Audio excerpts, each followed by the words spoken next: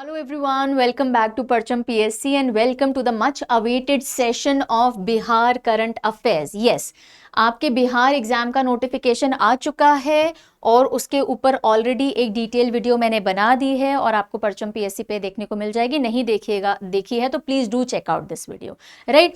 और साथ ही साथ मैंने आपको विक्ट्री बैच के बारे में भी बता दिया जो कि आप लोगों के लिए ले आया गया है। एग्जैक्टली 70 डेज का बैच है, जितना टाइम आपके एग्जाम में बचा है, और रोज के हिसाब से आपको रिकॉर्डेड और लाइव क्लासेस मिलती हैं। और ये बहुत लिमिटेड सीट्स का बैच है बिकॉज लिमिटेड टाइम है, इससे ज्यादा बच्चों पे हम 1-to-1 पर्सनल फोकस नहीं कर पाएंगे। तो 100 सीट्स ही हैं जिसमें से कुछ ही सीट्स रिमेनिंग है, majority have been filled. If you want to be a part of it तो अभी ये 11 तारीख को ही शुरू हुआ है। ये क्यूआर कोड स्कैन करके आप इससे जुड़ सकते हैं। अब ये जो सेशन है यूट्यूब पे, ये करंट अफेयर रिलेटेड है, specially Bihar current affairs, right. अब समझिएगा एक चीज कि आपके जो करंट अफेयर हैं, ये सब छोड़िए अभी, आपके जो करंट अफेयर हैं वो दो तरह से पूछे जाते हैं।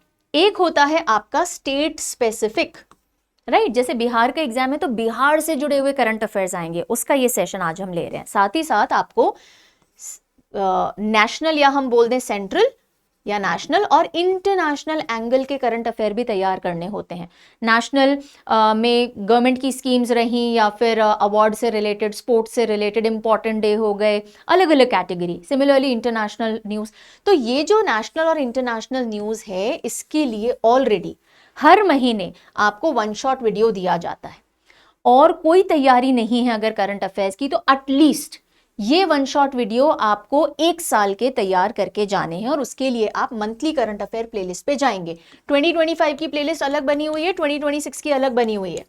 सो आपको कहां से देखनी है? कम से कम जुलाई 2026 से आपको शुरू करना है और आते आते, अभी तो अप्रैल तक का है, फिर जब हम मई कर लेंगे, जून कर लेंगे, आप जून 2026 के 1 शॉट देख के जाएंगे। ये 11 महीने आप तैयार करके जाएंगे यहां से, ठीक है। इसके पीडीएफ आपको parchamclasses.in जो वेबसाइट है वहां मिल जाएंगे। नहीं तो करंट अफेयर सब्सक्रिप्शन या पीडीएफ बैंक, ये सारी चीजें आप चेकआउट कर लीजिएगा। नहीं तो अभी हेल्पलाइन नंबर बताऊंगी मैं, उनसे कॉन्टैक्ट कर लीजिएगा, ठीक है। सो बेसिकली इन सेशन में हम बिहार स्पेसिफिक करंट अफेयर पढ़ेंगे। जो भी रेलेवेंट स्टैटिक है मैं आपको बताते चलूंगी, लेकिन जो नेशनल इंटरनेशनल है उसके लिए 1 शॉट देखेंगे, ओके। तो आज का जो सेशन है उसमें हम 2025 कवर करने वाले हैं, जनवरी टू दिसंबर, राइट, ओके। अब शुरू करें। उससे पहले मैंने आपको नोटिफिकेशन बता दिया, विक्ट्री बैच बता दिया। अब यहां आ जाइए। अभी तो हमारे पास टाइम है, जुलाई 26 जुलाई को आपका टेंटेटिव डेट आया है, लेकिन मॉक टेस्ट में आपको बता देती हूं, अभी नहीं तो कम से कम जून से आपको मॉक टेस्ट देना शुरू कर लेना चाहिए, ठीक है। जून स्टार्टिंग या मिड जून, इससे लेट नहीं। क्यों? क्योंकि आपको 30 टेस्ट मिलते हैं डेली, एक टेस्ट या हर ऑल्टरनेट डे पे एक टेस्ट देंगे। फुल लेंथ टेस्ट यहाँ पे आपको मिल रहे हैं, जिसमें रोज बैठ करके प्रॉपर 150 क्वेश्चन जैसे आपके एग्जाम में आते हैं ना, उसी पैटर्न पे आपको 20 टेस्ट दिए जाएंगे। तो ये टेस्ट देने से क्या होगा? एग्जाम का माइंडसेट बनेगा। प्रॉपर टाइमर लगा के बैठिए, बीच में नो डिस्टर्बेंस, और देखिए आप कितने टाइम में पेपर पूरा कर रहे हो। फिर उसको एनालाइज, इवैल्यूएट कीजिए कहाँ गलती कर रहे हो। तो इससे आपकी जो प्रीलिम्स में आपकी परफॉर्मेंस है वो बहुत स्ट्रांग होती है। तो इसके लिए 72nd BPSC mock test series है जो परचम ऐप पे आपको मिल जाएगी। अभी नहीं तो थोड़ा लेट ही सही, पर इसको एक बार आप चेकआउट जरूर से करके एनरोल करने का कंसिडर कीजिएगा। ये मेरा रिकमेंडेशन है, ओके। ये मैंने आपको बता दिया कि हम बिहार स्पेसिफिक यूट्यूब पे पढ़ेंगे, और ये ऑलरेडी हम यूट्यूब पे डाल चुके हैं, आपकी प्लेलिस्ट बनी हुई है, वहां से आप पढ़ोगे। अगर परचम पीएससी चैनल पे नहीं मिलता तो परचम मेन चैनल पे प्लेलिस्ट डेफिनेटली बनी हुई है, वहां से देख लेंगे, ठीक है। और जो सेशन में आज पढ़ा रही हूं उसका पीडीएफ कहाँ मिलेगा? आप में से बहुत से बच्चे पूछोगे, तो ये अपनी वेबसाइट है, यहां मिल जाएगा। जिनके पास पीडीएफ बैंक है इसमें भी ऐड हो जाएगा, ठीक है जी। अब इससे ज्यादा अगर कोई जानकारी चाहिए तो अभी नहीं देंगे, क्योंकि ये सेशन पढ़ाई के लिए है, सारी बातें नहीं बताएंगे, बहुत टाइम लग जाएगा। तो ये हेल्पलाइन नंबर सेव कर लीजिए, यहां आप व्हाट्सएप या कॉल करके पूछ सकते हो, मेल या परचम ऐप में चैट भी कर सकते हो। ऐप डाउनलोडेड नहीं है तो डाउनलोड कर सकते हैं, ठीक है जी। अब हम पढ़ेंगे और सीधे सीधे पढ़ेंगे, नो बातचीत। So let us get started. चलिए तो बढ़ते हैं पहली न्यूज़ पे। अच्छा, पहली न्यूज़ पे पढ़ने से पहले मैं ये बता दूं कि हम लोग कैटेगोरिकली पढ़ेंगे जो 2025 की न्यूज़ है। जैसे पहले अपन सारे गवर्नमेंट इनिशिएटिव्स हैं, जो स्कीम्स लाई हैं सरकार ने 2025 में अनाउंस की हैं, या कुछ न्यू इनिशिएटिव्स अनाउंस किए, पहले वो सब पढ़ेंगे। उसके बाद में अपन चलेंगे एनवायरनमेंट रिलेटेड न्यूज़ देखेंगे, नई रामसर साइट आई है या कुछ आया वो बातचीत करेंगे। फिर अपन चलेंगे अवार्ड्स वगैरह की तरफ भी, कुछ भी अगर अवार्ड्स में बिहार का कहीं नाम आया है, देन वील गो टू कुछ कैबिनेट अप्रूवल्स मिलें किन्हीं चीज़ों को, या फिर पीएम मोदी जी के द्वारा या किसी और के थ्रू कुछ नए इनॉग्रेशन या फाउंडेशन स्टोन ले किए गए हैं। ऐसे करते करते करते अपन स्पोर्ट्स तक चलेंगे, ठीक है। तो बहुत ही कैटेगोरिकल तरीके से हम पढ़ाई करने वाले हैं, राइट, पूरे सेशन के अंदर। तो पहली न्यूज़ क्या आ रही है, पहली न्यूज़ क्या आ रही है वो देखते हैं। बिहार सीएम नीतीश कुमार, अब देखिए जहां कहीं भी बिहार सीएम नीतीश कुमार मिलेगा लिखा हुआ, अब ये मत सोचिएगा मैम ये तो अपडेट हो गए हैं, ऑफ कोर्स, लेकिन वो अब अपडेट हुए हैं। 2025 में जब ये न्यूज़ बनी थी तब तो बिहार के सीएम वही थे, तो उस समय के हिसाब से, तत्काल के हिसाब से, तात्कालीन जो मुख्यमंत्री थे, द देन सीएम, उस हिसाब से नीतीश कुमार आपको मिलेगा। आपका कॉमन सेंस वर्क करेगा यहाँ पे कि ये तब के सीएम थे, ठीक है। चलिए, सो बिहार सीएम नीतीश कुमार लॉन्चेस मुख्यमंत्री महिला रोजगार योजना, मुख्यमंत्री महिला रोजगार योजना, chief minister women employment scheme.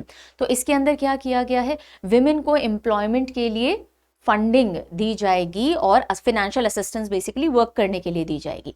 तो हर परिवार से एक महिला, one women from each family will be given financial assistance to start a business. इस स्कीम का मेन ऑब्जेक्टिव क्या है कि महिलाओं को रोजगार करने के लिए फाइनेंशियल असिस्टेंस दी जाए। अब ऐसे ही नहीं दे दी जाएगी, पहले जो किश्त जाएगी या पहला जो फाइनेंशियल असिस्टेंस जाएगा वो 10,000 रुपीज का जाएगा, ठीक है। और ये पहला इंस्टॉलमेंट डायरेक्ट बैंक ट्रांसफर के तहत जाएगा। फिर देखा जाएगा कि इस 10,000 रुपये का इस्तेमाल उस वुमन ने कैसे किया है, उसका बिजनेस उसने वाइबल बनाया है, प्रॉफिटेबल बना रही है, ढंग से काम चल रहा है या नहीं। और उसके बाद if everything goes fine, assessment के बाद एडिशनल 2 लाख रुपीज का सपोर्ट हैंड ओवर किया जाएगा, ठीक है, राइट। अब इसको इंप्लीमेंट करने के लिए नोडल एजेंसी कौन सी है, नोडल एजेंसी जो कि रिस्पॉन्सिबल रहेगी इंप्लीमेंटेशन के लिए, रूरल डेवलपमेंट डिपार्टमेंट है। और Bihar rural livelihood promotion society Jeevika जो है, जिसके थ्रू महिलाओं को रोजगार से जोड़ा जाता है, सिखाया जाता है, वो इसको एग्जीक्यूट करने की जिम्मेदारी लेंगे, ठीक है। तो कौन सी स्कीम के बारे में हमने पढ़ा है, हमने पढ़ा है मुख्यमंत्री महिला रोजगार योजना, और इसके तहत 10,000 rupee and then after assessment 2 lakh rupees दिए जाएंगे, क्लियर। चलो, Bihar government to provide monthly financial assistance of 1,000 rupee to unemployed graduates. So देखिए, बिहार के अंदर मुख्यमंत्री निश्चय स्वयं सहायता भत्ता योजना चलती थी, ठीक है। पहले ये जो योजना थी उसमें सिर्फ 12th पास जो अनएम्प्लॉयड यूथ होता था उसी को बेनिफिट दिया जाता था, हर महीने 1,000 रुपए दिए जाते थे। एक तरह से थोड़ा बहुत खर्चा पानी चल जाएगा आपका जब तक नौकरी नहीं लगती है। लेकिन अब इसको एक्सपैंड कर दिया है और इसमें अनएम्प्लॉयड ग्रेजुएट्स को भी डाल दिया गया है, और इसमें एज क्राइटेरिया भी रिडिफाइन किया गया है। तो देखते हैं, तो फाइनेंशियल असिस्टेंस मिलेगी कितने की, 1,000 रुपी पर मंथ की, किसको, अनएम्प्लॉयड यूथ को। देखिए, अगर 12वीं पास एक स्टूडेंट या एक इंसान है, ठीक है, अगर उसने 12th पास कर लिया लेकिन ग्रेजुएशन में एनरोल नहीं कर रहा है और बहुत टाइम से 12वीं पास कर रखी है और एक्टिवली जॉब ढूंढ रहा है, या फिर एक फ्रेश ग्रेजुएट है और अब पोस्ट ग्रेजुएशन में एनरोल नहीं हो रहा है, जॉब ढूंढ रहा है, तो ऐसे इंसान को 1,000 रुपये मिलेगा। So this is like a, ये सारे अनाउंसमेंट यूजुअली इलेक्शन से पहले आते हैं, yes, these are more like freebies of course, ठीक है। सो अर्लियर ये जो स्कीम थी ये अनएम्प्लॉयड यूथ जो कि इंटरमीडिएट एग्जाम पास किए हुए उनके लिए थी, और अब इसको बढ़ा कर के लिए ग्रेजुएट्स के लिए कर दिया गया है। और ये कब तक दिया जाएगा, 2 साल तक के लिए। कब तक, 2 सालों तक के लिए, उसके बाद आपको नहीं मिलेगा। भाई इतना अज्यूम किया जाता है 2 सालों में तो नौकरी ले ही लोगे। तो एलिजिबिलिटी क्राइटेरिया अच्छे से समझ लीजिएगा। पहले सिर्फ इंटरमीडिएट पास जो होते थे यानी 12वीं पास जो होते थे उनके लिए ये था, यूथ के लिए। अब ग्रेजुएट्स को शामिल कर दिया गया। देखो एज क्राइटेरिया देखो, 20 से 25 ईयर्स। 12th पास करते से जस्ट आप 20 साल के नहीं हो जाते हो, यानी आपने 12th पास कर ली, 1-2 साल हो गए, तब जाकर के आप इस एज ग्रुप में आते हो। तो 12वीं हो चाहे ग्रेजुएट पास हो, हायर एजुकेशन में एनरोल नहीं हो, एक्टिवली जॉब ढूंढ रहे हो तो, और अनएम्प्लॉयड हो, तो आपको ये 1,000 रुपये मिलेंगे, ठीक है जी। आपका खुद का रोजगार भी नहीं होना चाहिए, आपके पास गवर्नमेंट या प्राइवेट जॉब भी नहीं होनी चाहिए to be eligible for this. अच्छा, कौन सी स्कीम है, स्कीम का नाम देख लो, मुख्यमंत्री निश्चय स्वयं सहायता भत्ता योजना। पहले से चल रही थी, एक्सपेंशन कर दिया गया है to incorporate graduates. Bihar cabinet announces domicile policy for 35% reservation in government jobs for women. मैंने जब बिहार का नोटिफिकेशन पूरा समझाया तो उसमें हमने देखा था कि विमेन का 35% रिजर्वेशन है, लेकिन उसमें बिहार डोमिसाइल होना मैंडेटरी है, यानी कि आप बिहार के ही नागरिक हो तो आपको महिला आरक्षण 35% मिलेगा। फॉर दैट मैटर कोई भी आरक्षण जो अभी नोटिफिकेशन है उसमें बिहार डोमिसाइल होने पे ही है। तो बिहार कैबिनेट ने डोमिसाइल पॉलिसी में 35% रिजर्वेशन रखा है महिलाओं के लिए, और डोमिसाइल है उसमें, यानी वहीं की नागरिक होना जरूरी है। बस इतनी बात है। दूसरे स्टेट से विमेन अप्लाई कर सकते हैं, पर उनको जनरल कैटेगरी कैंडिडेट में कंसिडर किया जाएगा, यानी कि कोई भी रिजर्वेशन विमेन वाला नहीं मिलेगा।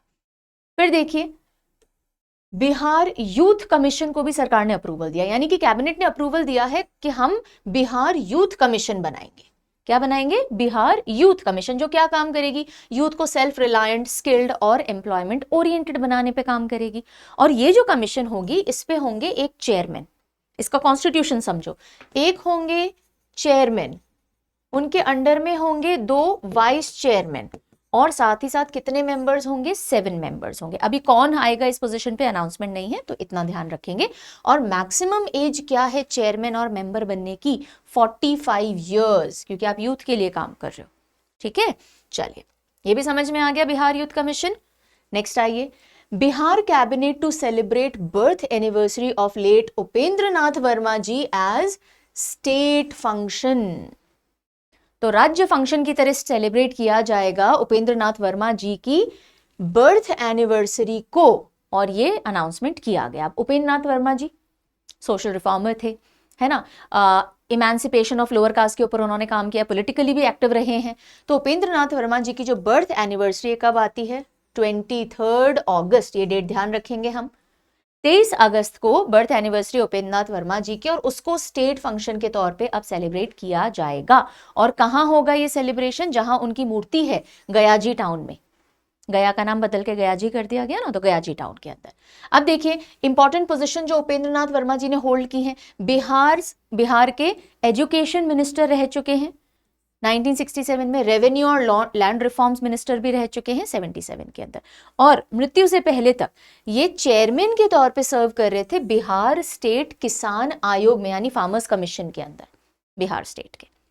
ठीक है, देन एक और अनाउंसमेंट आया, और वो ये था कि स्टेट टीचर अवार्ड का जो प्राइज मनी है वो डबल कर दिया गया है। यानी स्टेट टीचर अवार्ड दिए जाते हैं हर साल, तो अभी तक उसमें जो प्राइज मनी था वो 15,000 रुपए था, वो बढ़ा करके अब 30,000 रुपीज कर दिया गया है। तो ये छोटे छोटे अनाउंसमेंट्स होते हैं जो कि कभी भी एज अ फैक्ट पूछ लिए जा सकते हैं स्टेट एग्जाम में, तो देख लेना ठीक रहता है। ओके, चलो नेक्स्ट न्यूज देखिए क्या आ रही है। Bihar cabinet approves creation of 3 new departments. अब यहीं पे एक चीज समझा देती हूं, जो नया कैबिनेट बना है, नई सरकार आई है, नया कैबिनेट बना है, तो सारा कैबिनेट याद कर लीजिएगा, कौन सा मंत्रालय किसे मिला है, हमारे स्टेट मिनिस्ट्री कौन सी किसके पास गई है, ये पूछा जा सकता है। ठीक है, बिकॉज फ्रेश इलेक्शन हुए हैं, फ्रेशली अब एग्जाम आएंगे, तो अच्छे से बिहार कैबिनेट याद कर लीजिएगा। सो अभी हम चलते हैं कि जब नीतीश कुमार जी थे उनके टाइम पे 3 न्यू डिपार्टमेंट क्रिएट किए गए थे। तो 3 डिपार्टमेंट, और मेन एम ये था कि नए डिपार्टमेंट हम लेकर के आ रहे हैं, और फ्यूचर के 5 सालों में हम 1 लाख रोजगार भी लेकर, 1 करोड़ रोजगार भी लेकर के आएंगे। एनीवेज, तो 3 नए डिपार्टमेंट कौन से बनाए गए, तीनों के नाम याद रखेंगे। पहला है youth employment and skill development department, youth employment and skill development. दूसरा हायर एजुकेशन डिपार्टमेंट। तीसरा सिविल एविएशन डिपार्टमेंट। ये 3 डिपार्टमेंट एग्जिस्ट नहीं करते थे, और इनको अलग से डिपार्टमेंट के तौर पे एग्जिस्टेंस में लाया गया। जैसे एजुकेशन डिपार्टमेंट था, लेकिन हायर एजुकेशन डिपार्टमेंट अलग से बनाया गया, तो 3 नए डिपार्टमेंट क्रिएट किए गए हैं। कुछ डिपार्टमेंट्स हैं जिनके नाम चेंज कर दिए गए हैं, और ये अभी भी कंटिन्यू रहेंगे। एनिमल फिशरीज रिसोर्स डिपार्टमेंट को dairy, fishery and animal resources department किया है। लेबर डिपार्टमेंट रिसोर्सेज को labour resources and overseas workers welfare department. Art culture youth department को आर्ट एंड कल्चर डिपार्टमेंट कर दिया, क्योंकि यूथ एम्प्लॉयमेंट और स्किल डेवलपमेंट अलग कर दिया गया है। ठीक है, तो ये बदलाव कुछ डिपार्टमेंटल लेवल पे नाम में और अकॉर्डिंगली उनके फंक्शंस में आएंगे। सो फार सो गुड, चलें आगे। अब देखिए कुछ और डिसीजंस लिए गए। डीए को लेकर के हाइक अनाउंस किया गया, यानी डियरनेस अलाउंस जो होता है, तो 5% डीए इंक्रीज होगा उन स्टाफ पे जो 6th पे कमीशन के अंडर में है। 8% डीए इंक्रीज किया गया है 5th पे कमीशन के अंडर में जो स्टाफ है। Then NSE national stock exchange से MOU साइन किया गया है। नेशनल स्टॉक एक्सचेंज से जो कैबिनेट है उन्होंने अप्रूवल दे दिया कि MOU साइन कर लीजिए। क्यों? ताकि जो यूथ है उसको एम्पावर किया जा सके और स्टूडेंट्स को स्किल किया जा सके नेशनल स्टॉक एक्सचेंज से रिलेटेड जो भी प्रोग्राम्स होते हैं, ताकि स्टॉक मार्केट की इंफॉर्मेशन और उससे रिलेटेड स्किलिंग और फ्यूचर में जॉब, ठीक है, ये काम हो सके। तो ये रही बात, कैबिनेट ने अप्रूव किया है 3 नए डिपार्टमेंट बनेंगे, यूथ एम्प्लॉयमेंट स्किल डेवलपमेंट का डिपार्टमेंट, हायर एजुकेशन का और सिविल एविएशन का, और 3 के नाम चेंज कर दिए गए हैं। DA का भी देख लिया हमने। अगली न्यूज पे बढ़ेंगे। बिहार गवर्नमेंट ने अप्रूव किए 40.69 करोड़ किसके लिए? मुख्यमंत्री प्रतिज्ञा स्कीम के लिए। प्रतिज्ञा स्कीम, मुख्यमंत्री प्रतिज्ञा स्कीम। तो क्वेश्चन कैसे बन सकते हैं? ये स्कीम किस चीज से रिलेटेड है? इसके किसी भी फीचर को लेकर के स्टेटमेंट बेस्ड क्वेश्चंस आ सकते हैं, राइट? सो बिहार लॉन्चेस मुख्यमंत्री प्रतिज्ञा स्कीम एंड अदर स्कीम्स। तो मेन तो ये स्कीम है, और भी स्कीम देखेंगे। तो सबसे पहले देखते हैं मुख्यमंत्री प्रतिज्ञा स्कीम के बारे में। फाइनेंशियल सपोर्ट देना है यूथ को to carry out internship programmes. जैसे आपकी पढ़ाई हो जाती है ना, उसके बाद में आप इंटर्नशिप करते हो ताकि आप स्किल सेट सीख सको, एकेडमिया और इंडस्ट्री के बीच का जो गैप है उसको फिल कर सको। तो उसके लिए फाइनेंशियल सपोर्ट दिया जाएगा। एलिजिबिलिटी देखो, यूथ जो कि 18 to 28 ईयर्स ऑफ एज का है, 12th ITI diploma graduation post graduation जिन्होंने कर रखी, यानी मिनिमम 12वीं पास होने चाहिए, हायर एजुकेशन तक भी एलिजिबल है। बस जो फाइनेंशियल असिस्टेंस मिलेगी इंटर्नशिप की, उसका अमाउंट बढ़ता जाएगा। इंटर्नशिप 3 मंथ्स से लेकर के 12 महीने तक की आपको इंटर्नशिप करने के लिए फाइनेंशियल सपोर्ट मिलेगा। तो इंटर्न्स को जो स्टाइपेंड मिलेगा वो 4000 से लेके 6000 पर मंथ के बीच में वेरी करेगा depending on the education level. Target रखा गया है कि करीब 5000 यूथ को 25-26 के अंदर इंटर्नशिप स्टाइपेंड या फाइनेंशियल असिस्टेंस प्रोवाइड करनी है, ठीक है। और इसके लिए 40 करोड़ का बजट भी एलोकेट किया गया। अब देखते हैं किसको कितनी मिलेगी। तो फाइनेंशियल सपोर्ट 3 महीने से 12 महीने हमने देख लिया। अगर आपने हायर सेकेंडरी एग्जाम क्लियर कर रखा है तो आपको 4000 पर मंथ की स्टाइपेंड मिलेगा या फाइनेंशियल असिस्टेंस मिलेगा। ITI डिप्लोमा कर रखा है तो 5000, ग्रेजुएट या पोस्ट ग्रेजुएट है तो 6000। तो ये 3 कैटेगरी डिवाइड कर दी गई है। आपको एग्जैक्टली ये राशि ध्यान रखनी होती है, ठीक है। अपार्ट फ्रॉम दिस, जो यूथ इंटर्नशिप करने के लिए अपने शहर से बाहर जा रहे हैं, टाउन से बाहर जा रहे हैं, है ना, या home not town exactly district से बाहर जा रहे हैं, उनको एडिशनल 2000 पर मंथ मिलेंगे कन्वेंस जो आप ट्रैवल करते हो उसके असिस्टेंस के लिए। और जो अपने स्टेट से बाहर जाएंगे इंटर्नशिप करने के लिए उनको मिलेंगे एडिशनल 5000 पर मंथ। तो लाइवलीहुड सपोर्ट है ये, और ये मैक्सिमम 3 महीने तक मिलेगा, इससे ज्यादा नहीं। क्लियर? तो हम ये क्या पढ़ रहे थे? हम पढ़ रहे थे मुख्यमंत्री प्रतिज्ञा स्कीम। Got it? चलो आगे आते हैं। मुख्यमंत्री कलाकार पेंशन योजना, एक और स्कीम जिसका डिसीजन आया और कैबिनेट ने मंजूरी दे दी कि ठीक है जी हमारी तरफ से पास है ये। तो मुख्यमंत्री कलाकार पेंशन योजना, ऐसे आर्टिस्ट या कलाकार जो कि सीनियर हैं, बहुत टाइम तक अपनी सेवाएं दी हैं, उनको financial support as a retirement दिया जाएगा। सो इनको पेंशन मिलेगी 3000 पर मंथ की, 3000 पर मंथ की अंडर मुख्यमंत्री कलाकार पेंशन योजना। अब इसके लिए एलिजिबिलिटी क्या है? कम से कम 10 सालों तक उन्होंने, उस आर्टिस्ट ने ट्रेडिशनल, क्लासिकल, विजुअल या परफॉर्मिंग आर्ट में अपना कंट्रीब्यूशन दिया हुआ हो। ओके, ट्रेडिशनल, परफॉर्मिंग या विजुअल आर्ट के अंदर, यानी कोई पेंटिंग हो, कोई डांस फॉर्म हो, कोई म्यूजिक हो, फोक से रिलेटेड चीजें हो, कल्चरल रिलेटेड चीजें हो, और कम से कम 10 साल का कॉन्ट्रीब्यूशन होना चाहिए। और वो जो व्यक्ति है खुद कम से कम 50 साल के होने चाहिए। और एक और क्राइटेरिया है, एनुअल इनकम उनकी 1.20 लाख से एक्सीड न करती हो, राइट। यानी कि आप आर्टिस्ट तो बहुत उम्दा थे, आपने सर्व भी बहुत ज्यादा किया है, लेकिन आज आपके पास कमाई के सोर्सेज नहीं है, आपकी इनकम 1.20 लाख से सालाना कम है, तो आपको 3000 रुपए महीने दिया जाएगा एज पर मुख्यमंत्री कलाकार पेंशन योजना। ठीक है, ये योजना क्लियर हो गई। अगले पे आते हैं, मुख्यमंत्री गुरु शिष्य परंपरा योजना। अब देखिए क्या होता है कि जो आर्टिस्ट होता है वो बहुत हुनर वाला था, उसकी वजह से परफॉर्मेंसेस भी होती थी, इवेंट्स होते थे, लोग आते थे, तो मनी जनरेट और सर्कुलेट होता था, इकोनॉमी चलती थी एक स्टेट की, कंट्रीब्यूट करता था वो इकोनॉमी के अंदर। लेकिन अब वो जो गुरु था वो धीरे धीरे रिटायर हो रहा है, लेकिन उसकी कला आगे कैसे बढ़ेगी? जब वो गुरु किसी शिष्य को सिखाएगा। अब वो शिष्य को तभी सिखाएंगे जब उनको भी कोई फायदा हो, या तो उनका पैशन हो, उनके पास अपने घराने के कोई आर्टिस्ट हो। तो सरकार ने क्या किया, इस गुरु शिष्य परंपरा को आगे बढ़ाने के लिए कि जो उनका टैलेंट है वो बना रहे आगे आने वाली पीढ़ी में भी, तो इस स्कीम को अप्रूवल मिला है, जिससे टैलेंटेड यूथ को ट्रेनिंग मिलेगी 2 ईयर की, यानी 2 ईयर ट्रेनिंग मिलेगी बाय सच गुरुस।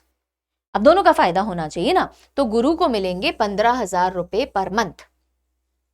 ठीक है, अब वो गाने वाले गुरु हैं, बजाने वाले गुरु हैं, जैसे भी। अगर म्यूजिशियन साथ में संगत करते हैं, ऑब्वियसली क्योंकि सिखाया जाएगा तो साथ में म्यूजिशियंस भी संगत करेंगे, तो उनको 7500 पर मंथ म्यूजिशियंस को भी दिए जाएंगे, और जो सीख रहे हैं उनको 3000 रुपए पर मंथ मिलेगा।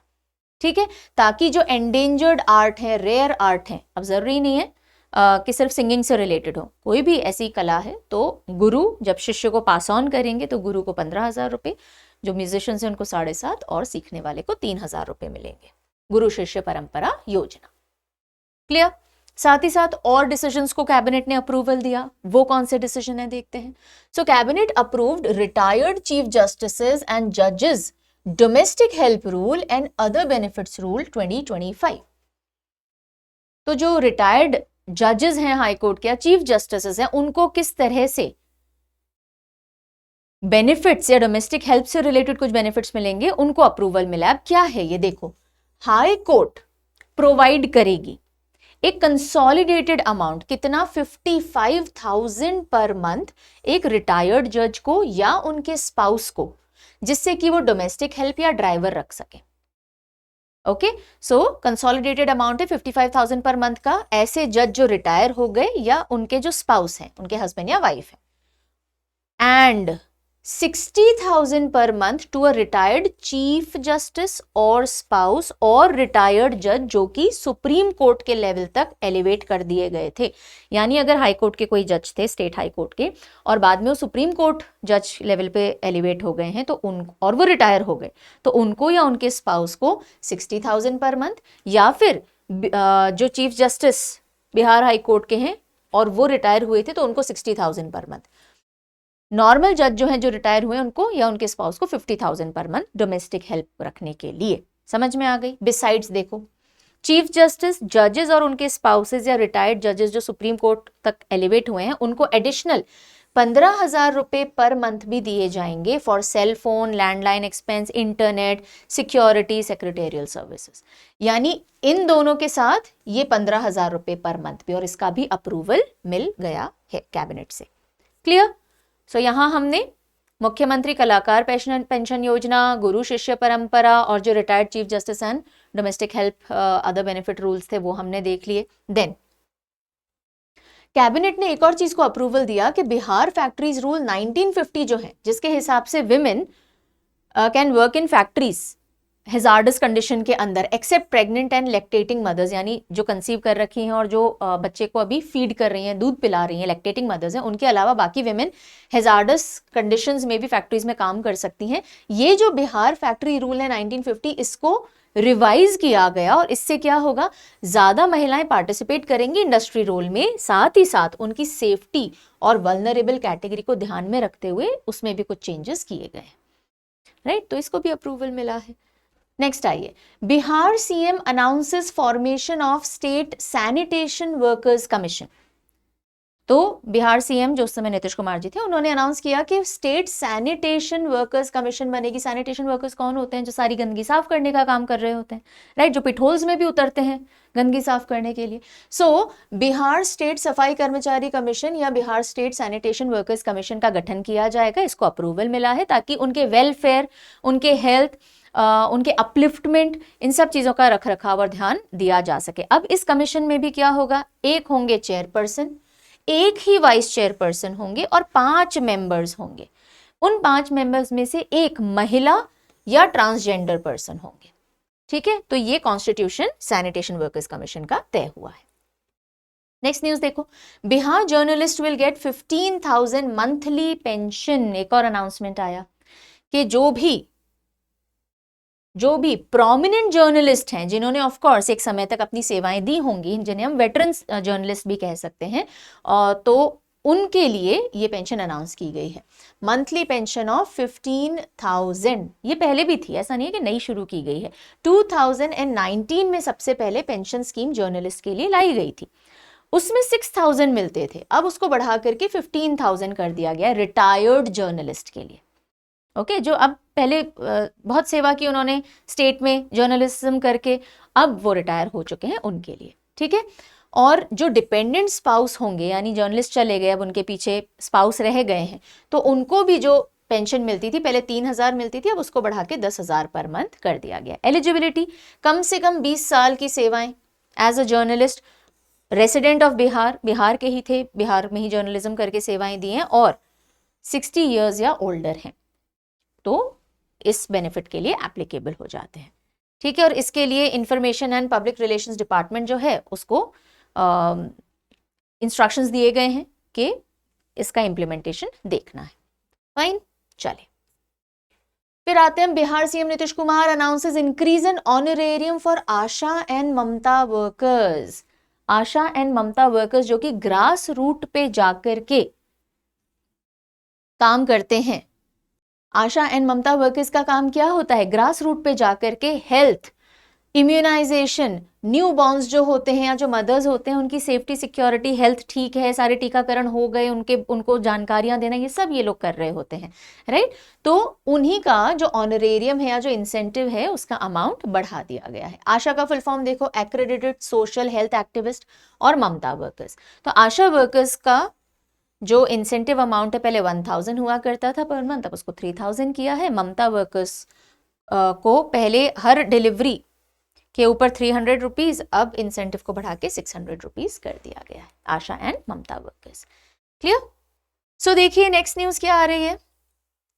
Bihar CM announces doubling of honorarium for कुक्स, physical education instructors in school. तो स्कूल के अंदर जो खाना बनाते हैं, जो फिजिकल एजुकेशन इंस्ट्रक्टर्स हैं या जो रात में गार्ड्स होते हैं, उनके लिए भी ऑनरेरियम को बढ़ाया गया, डबल किया गया है। तो सिग्निफिकेंट हाइक दिया गया है। गवर्नमेंट स्कूल में जो भी सपोर्ट स्टाफ है उसमें से कई कैटेगरीज के अंदर, जैसे कुक की हम बात करें तो मंथली पेमेंट पहले उनको 1,650 रुपए का मिलता था, वो 3,300 का कर दिया है। मिड डे मील में जो कुक्स होते हैं।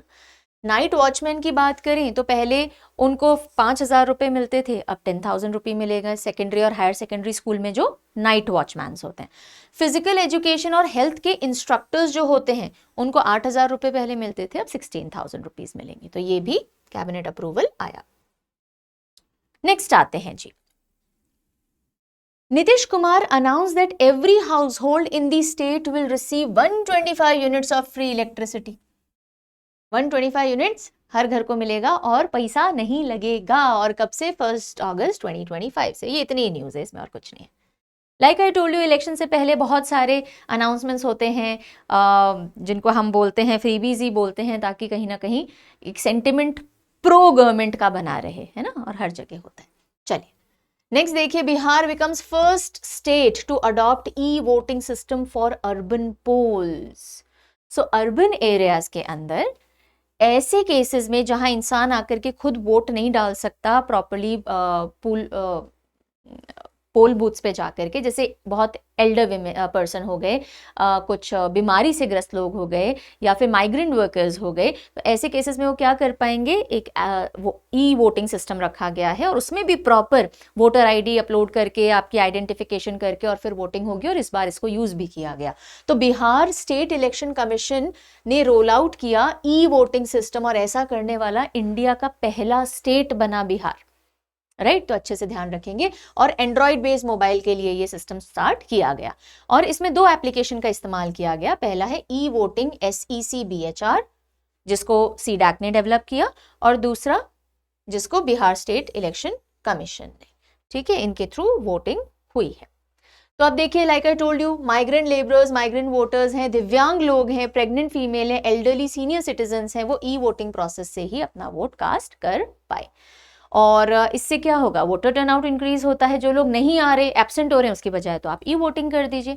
और ये ब्लॉकचेन प्लेटफॉर्म पे है, यानी कि हाई लेवल सिक्योरिटी, टेम्परिंग नहीं हो सकती है कि मल्टीपल वोट्स डाल दिए या फोर्ज वोट्स डाल दिए, वो पॉसिबल नहीं होगा। तो इंडिया दूसरी ऐसी कंट्री बन गया है। इससे पहले एस्टोनिया कौन सा देश है? सिर्फ एस्टोनिया, यूरोप के अंदर है, इसमें ई वोटिंग होती है, और दूसरा भारत में भी बिहार के अंदर। ठीक जी, चलिए next. Bihar cabinet approves 4026 crore marriage hall scheme in all gram panchayat. भाई शादी में दो मोटे नहीं, हम बोलेंगे तीन मोटे खर्चे होते हैं। एक होता है मैरिज हॉल बुक करना, दूसरा ऑफ कोर्स सोना जो बच्चियों को दिया जाता है, और तीसरा खाना। तो आप खाना तो खिलाइएगा, सोने के ऊपर धीरे धीरे कोशिश की जा रही है कि सोने पे खर्च कम करें। कम्युनिटी लेवल पे भी लोग सोच रहे हैं, और अभी तो पीएम साहब ने भी बोल दिया सोना मत खरीदिए। और ये जो मैरिज हॉल की समस्या है उसका समाधान इस तरह से प्रस्तुत किया गया है। मुख्यमंत्री कन्या विवाह मंडप योजना, यानी कि हर ग्राम पंचायत में एक मैरिज हॉल बनाया जाएगा। कितनी लागत से? 50 लाख रुपीस की लागत से। और वहां पे क्या होगा? बच्चियों की शादी विवाह करवाया जा सकता है। ओके, सो 5 years के लिए ये फेज्ड मैनर के अंदर इसके ऊपर काम चलेगा। तो आइडिया तो यही है कि हर ग्राम पंचायत में एक विवाह मंडप बनवा दिया जाए। दूसरा डिसीजन और जो लिया गया वो देखिए, जीविका दीदी की रसोई यूनिट्स जो है वो ब्लॉक लेवल ऑफिसेज और सब डिविजनल और डिस्ट्रिक्ट हेडक्वार्टर्स में भी खोली जाए, ये डिसीजन लिया गया। इससे क्या होता है? देखो, जीविका क्या है? जीविका के बारे में बिहार का हर बच्चा ढंग से पढ़ ले, क्योंकि महिला एम्पावरमेंट एंड महिला को रोजगार से जोड़ने के लिए one of the largest programmes जो कि चल रहा है वो है जीविका। बिहार में बहुत अच्छा एक प्रोग्राम चलता है, सेल्फ हेल्प ग्रुप्स के थ्रू महिलाओं का एम्पावरमेंट किया जाता है। तो जीविका के अंडर में जो दीदी की रसोई प्रोग्राम है, यानी कि महिलाएं खाना बनाती हैं और बहुत सब्सिडाइज रेट पे खाना दिया जाता है, महिला को रोजगार मिल गया, लोगों को सब्सिडाइज रेट पे हेल्दी फूड मिल गया, वो वाला कॉन्सेप्ट है। ठीक है, तो 20 रुपये पर प्लेट पे खाना, तो इसी को block, district, sub division level पे लाने को मंजूरी दे दी गई है। ओके, और ये जो स्कीम थी जीविका दीदी की रसोई, इसकी शुरुआत वैशाली डिस्ट्रिक्ट से हुई थी 2018 के अंदर। ठीक है, देन और देखिए, स्टेट ने social security pension, old age disability window beneficiaries के लिए जो है उसको भी, उसके अमाउंट को भी बढ़ा दिया है। 400 रुपए से लेके 1100 बढ़ा करके ही मंथली पेंशन कर दी गई है। बढ़ जाएं आगे। ऑलराइट, नेक्स्ट न्यूज देखिए, Bihar to host its first nuclear power plant under India new SMR mission. अच्छी न्यूज है, अच्छी न्यूज है। SMR is small modular reactor, small modular reactor. तो ये नए जेनरेशन के, नए टेक्नोलॉजी वाले न्यूक्लियर रिएक्टर्स हैं जो कॉस्ट इफेक्टिव होते हैं और ज़्यादा फ्लेक्सिबिलिटी से काम करते हैं, कम लागत पे बन जाते हैं, and they are more efficient also, right. तो ऐसे टोटल 6 स्टेट हैं शुरुआत में जिनके साथ में इस तरह के न्यू SMR ओपन करने की बात चल रही है। उनमें से बिहार एक है जहां पे ये ओपन किया जाएगा, मतलब डिसीजन आ गया। और उसमें भी राजौली प्रपोज्ड है कि राजौली के अंदर ये पहला न्यूक्लियर पावर प्लांट SMR के अंडर में स्टैब्लिश किया जाएगा। ठीक है जी, तो अच्छे से राजौली, और ये ध्यान रख लीजिएगा, राजौली कहाँ है? नवादा डिस्ट्रिक्ट के अंदर है। सो अब इंडिया का जो टारगेट है वो क्या है न्यूक्लियर एनर्जी को लेकर के? हम 2047 तक 100 गीगावाट न्यूक्लियर पावर कैपेसिटी तक पहुंचना चाहते हैं। 100 गीगावाट एनर्जी कहां से बन रही हो? न्यूक्लियर पावर से बन रही हो। और यूनियन बजट 25-26 के अंदर न्यूक्लियर एनर्जी मिशन भी लॉन्च किया गया, जिसके अंदर फोकस रखा गया स्मॉल मॉड्यूलर रिएक्टर्स के ऊपर, कि इसके तहत हम बिजलियां बनाएंगे। और इसके लिए 20,000 करोड़ रखे गए हैं। At least 5 indigenously design and operational SMR 2033 तक खड़े करने हैं, रेडी करने हैं। ये भी टारगेट का हिस्सा है। ठीक है जी, तो न्यूज समझ में आ गई। बिहार के पास आएगा पहला nuclear power plant under SMR mission, और वो भी कहां? राजौली, नवादा में। बिहार कैबिनेट अप्रूव्ड 7 निश्चय 3 प्रोग्राम फॉर 2025-2030। 7 निश्चय यानी कि 7 ऐसे काम जो कि करने हैं 2025 से 30 तक। कैबिनेट ने इन 7 निश्चय को अप्रूवल दे दिया है। 7 निश्चय 3 है ये, यानी 3rd एडिशन है। इससे पहले 7 निश्चय 1 आया था 15 से 20 के लिए, 7 निश्चय 2 आया था 2020 से 2025 के लिए। तो बेसिकली कि किन एरियाज में सरकार ज्यादा काम करेगी, क्या निश्चय रखा है उन्होंने, ताकि बिहार एक डेवलप्ड स्टेट की तरफ अच्छे से बढ़ सके। तो 7 निश्चय के अंदर ये सारे एरियाज है, देख लीजिए। डबल एम्प्लॉयमेंट, पहली बात तो एम्प्लॉयमेंट से रिलेटेड, डबल एम्प्लॉयमेंट और डबल इनकम करना है। फिर इंडस्ट्री, प्रॉस्परस इंडस्ट्री हो, एम्पावर्ड बिहार हो। फिर स्टेट के अंदर एग्रीकल्चर के थ्रू प्रोग्रेस हो। फिर आ जाता है एजुकेशन, ओके, फिर आता है health care, then modern expansion यानी इंफ्रास्ट्रक्चर, और फिर है ईज ऑफ लिविंग, ताकि सब, जिससे कि सबको डिग्निटी मिल सके। तो ये 7 निश्चय इस बार के लिए रखे गए हैं। जब आप मेंस वगैरह दीजिएगा ना तो उधर ये काम आती हैं चीजें, ठीक है। जब आपको इस तरह के प्रोग्राम्स के बारे में पता है, आपको स्कीम्स के नाम पता है, जैसे अगर आ गया कि यूथ डेवलपमेंट या यूथ में एम्प्लॉयमेंट डेवलपमेंट के लिए सरकार के इनिशिएटिव्स क्या हैं, और अगर आपको 3 4 5 नई स्कीम्स का नाम पता है तो आपका आंसर बहुत ब्यूटिफाई हो जाता है, ठीक है। चलिए, Bihar to establish India's first power museum in Patna. Power museum, तो भारत का पहला आते ही ये न्यूज हो जाती है 5 स्टार इंपॉर्टेंस की। बिहार स्टैब्लिश करेगा इंडिया का पहला पावर म्यूजियम पटना के अंदर। तो इंडिया का पहला एनर्जी म्यूजियम, पावर का मतलब क्या है, ये ऐसी वाली पावर नहीं है, ये एनर्जी म्यूजियम है। और इसको डेवलप करेंगे BSPHCL पटना के डिफंक्ट थर्मल पावर प्लांट में, करबीगाहिया पावर प्लांट जो है, थर्मल पावर प्लांट। डिफंक्ट का मतलब जो अब काम नहीं कर रहा है। एक थर्मल पावर प्लांट था करबीगाहिया के अंदर, अब वो काम नहीं कर रहा है। उस डिफंक्ट पावर प्लांट को हम कन्वर्ट कर देंगे एक म्यूजियम के अंदर, पावर म्यूजियम के अंदर, और ऐसा करेंगे Bihar state power holding company limited. तो भारत का पहला और दुनिया का चौथा ऐसा एनर्जी म्यूजियम है जिसमें एनर्जी के सारे फॉर्म्स, कैसे कैसे बिजली कहाँ कहाँ से बनती है और एनर्जी से रिलेटेड सारी इंफॉर्मेशन, जागरूकता लोगों में हो, वो सब डिस्प्ले में करी जाएगी, ठीक है। ओके, पटना के अंदर।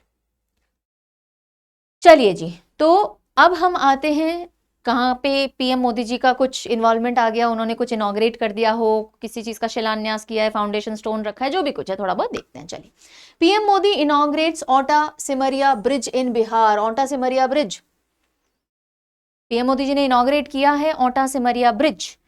तो इससे क्या होगा, कनेक्टिविटी, कौन से 2 जगहों को कनेक्ट करेगा ओटा सिमरिया, ये एक तो आपको पता होना चाहिए।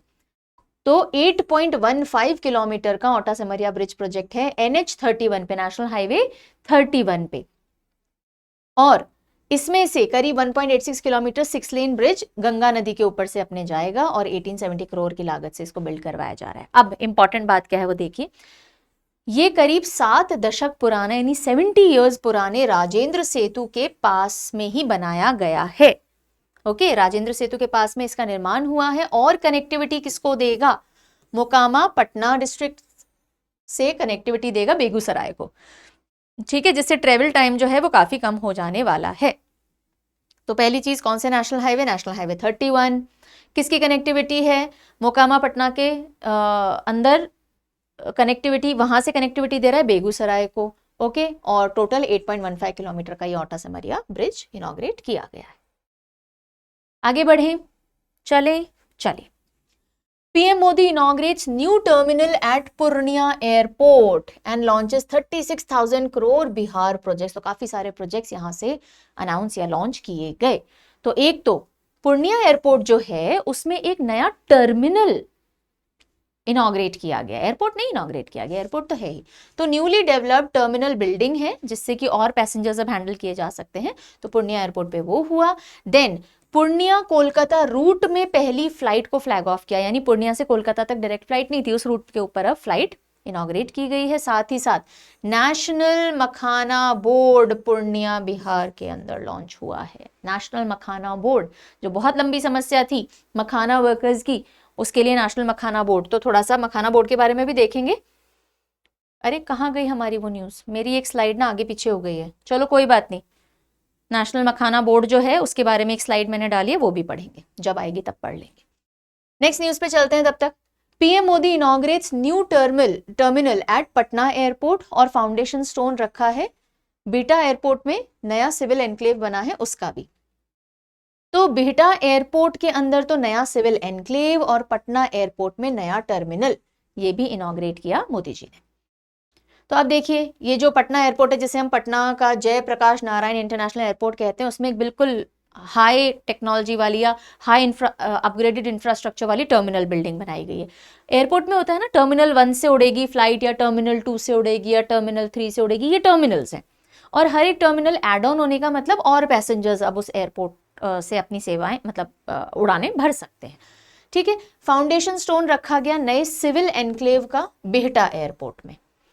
बिहटा एयरपोर्ट क्यों इंपॉर्टेंट है? क्योंकि अब IIT Patna, NIT Patna campus, ऐसे एजुकेशनल हब पटना के पास आ रहे हैं, तो बिहटा एयरपोर्ट इस सब में हेल्प करेगा क्योंकि मूवमेंट बड़ा स्मूथ हो जाएगा, पटना के पास ही है एयरपोर्ट भी। ठीक है, व्हाट एल्स पटना में CM Nitish Kumar inaugurates doctor APJ Abdul Kalam science city in Patna. तो उस समय नीतीश कुमार जी थे सीएम और उन्होंने doctor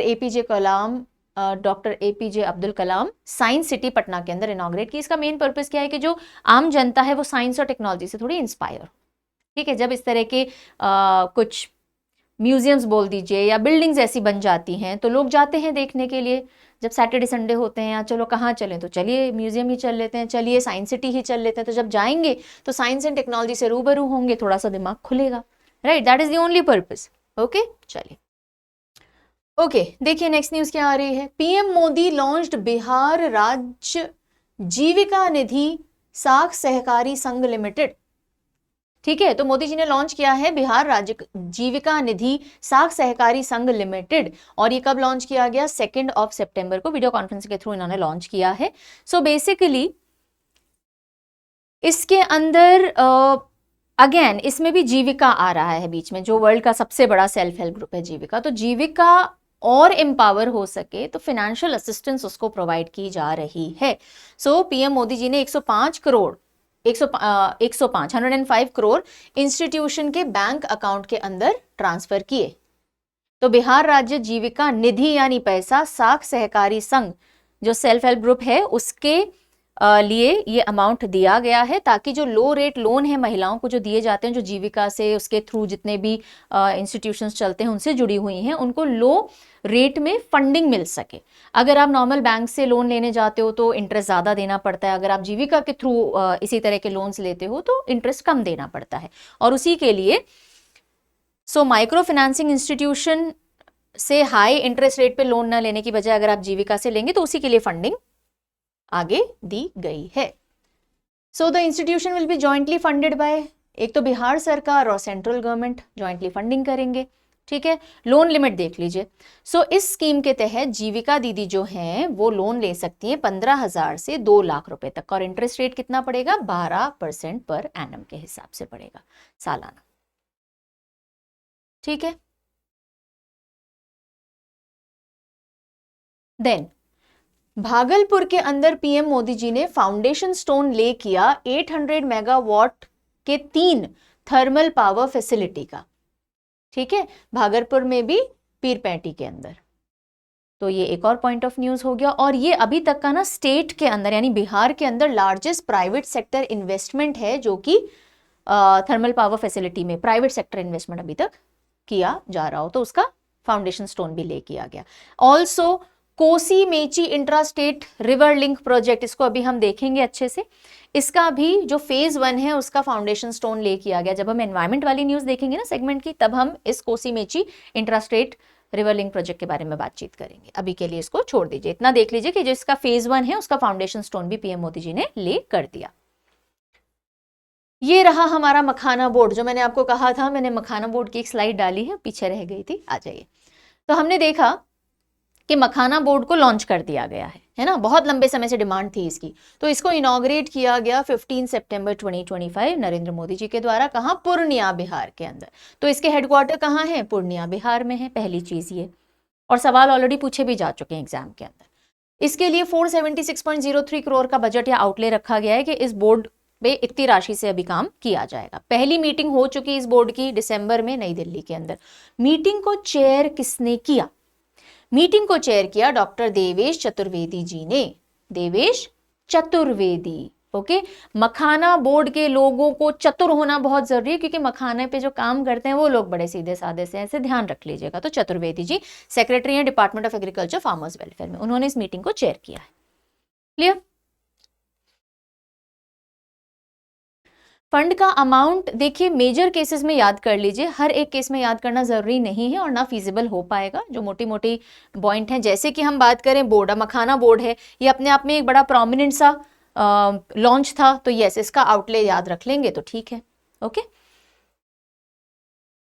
next, PM Vishwakarma and SC/ST hub mega conclave 2025, Jitan Ram Manjhi और सुश्री शोभा करांदलेचे, इन दोनों ने प्रिजाइड किया ये particular mega conclave. What is this all about?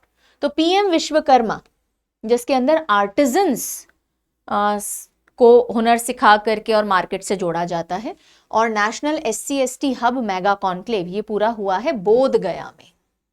तो देखिए समिट्स, कॉन्फ्रेंसेस, कॉन्क्लेव्स, ये इंपॉर्टेंट होते हैं ना, उसी कैटेगरी में ये बोध गया के अंदर बिहार में ये सितंबर 17 को रखा गया। कौन सी मिनिस्ट्री ने ऑर्गेनाइज किया है? MSME, micro small medium enterprises. Okay, और ये 17 सितंबर को ही पीएम विश्वकर्मा स्कीम की सेकेंड एनिवर्सरी भी थी। पीएम विश्वकर्मा स्कीम की second anniversary, right? PM Vishwakarma scheme आपको पता होनी चाहिए, बड़ी पॉपुलर फ्लैगशिप स्कीम है।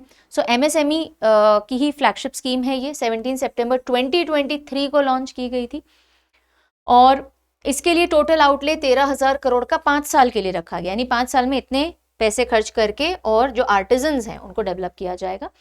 टोटल 18 ऐसी क्राफ्ट लिस्टेड हैं जिनमें इस स्कीम से लोगों को जोड़ा जाएगा और 18 साल से ऊपर के आर्टिजन होना जरूरी है।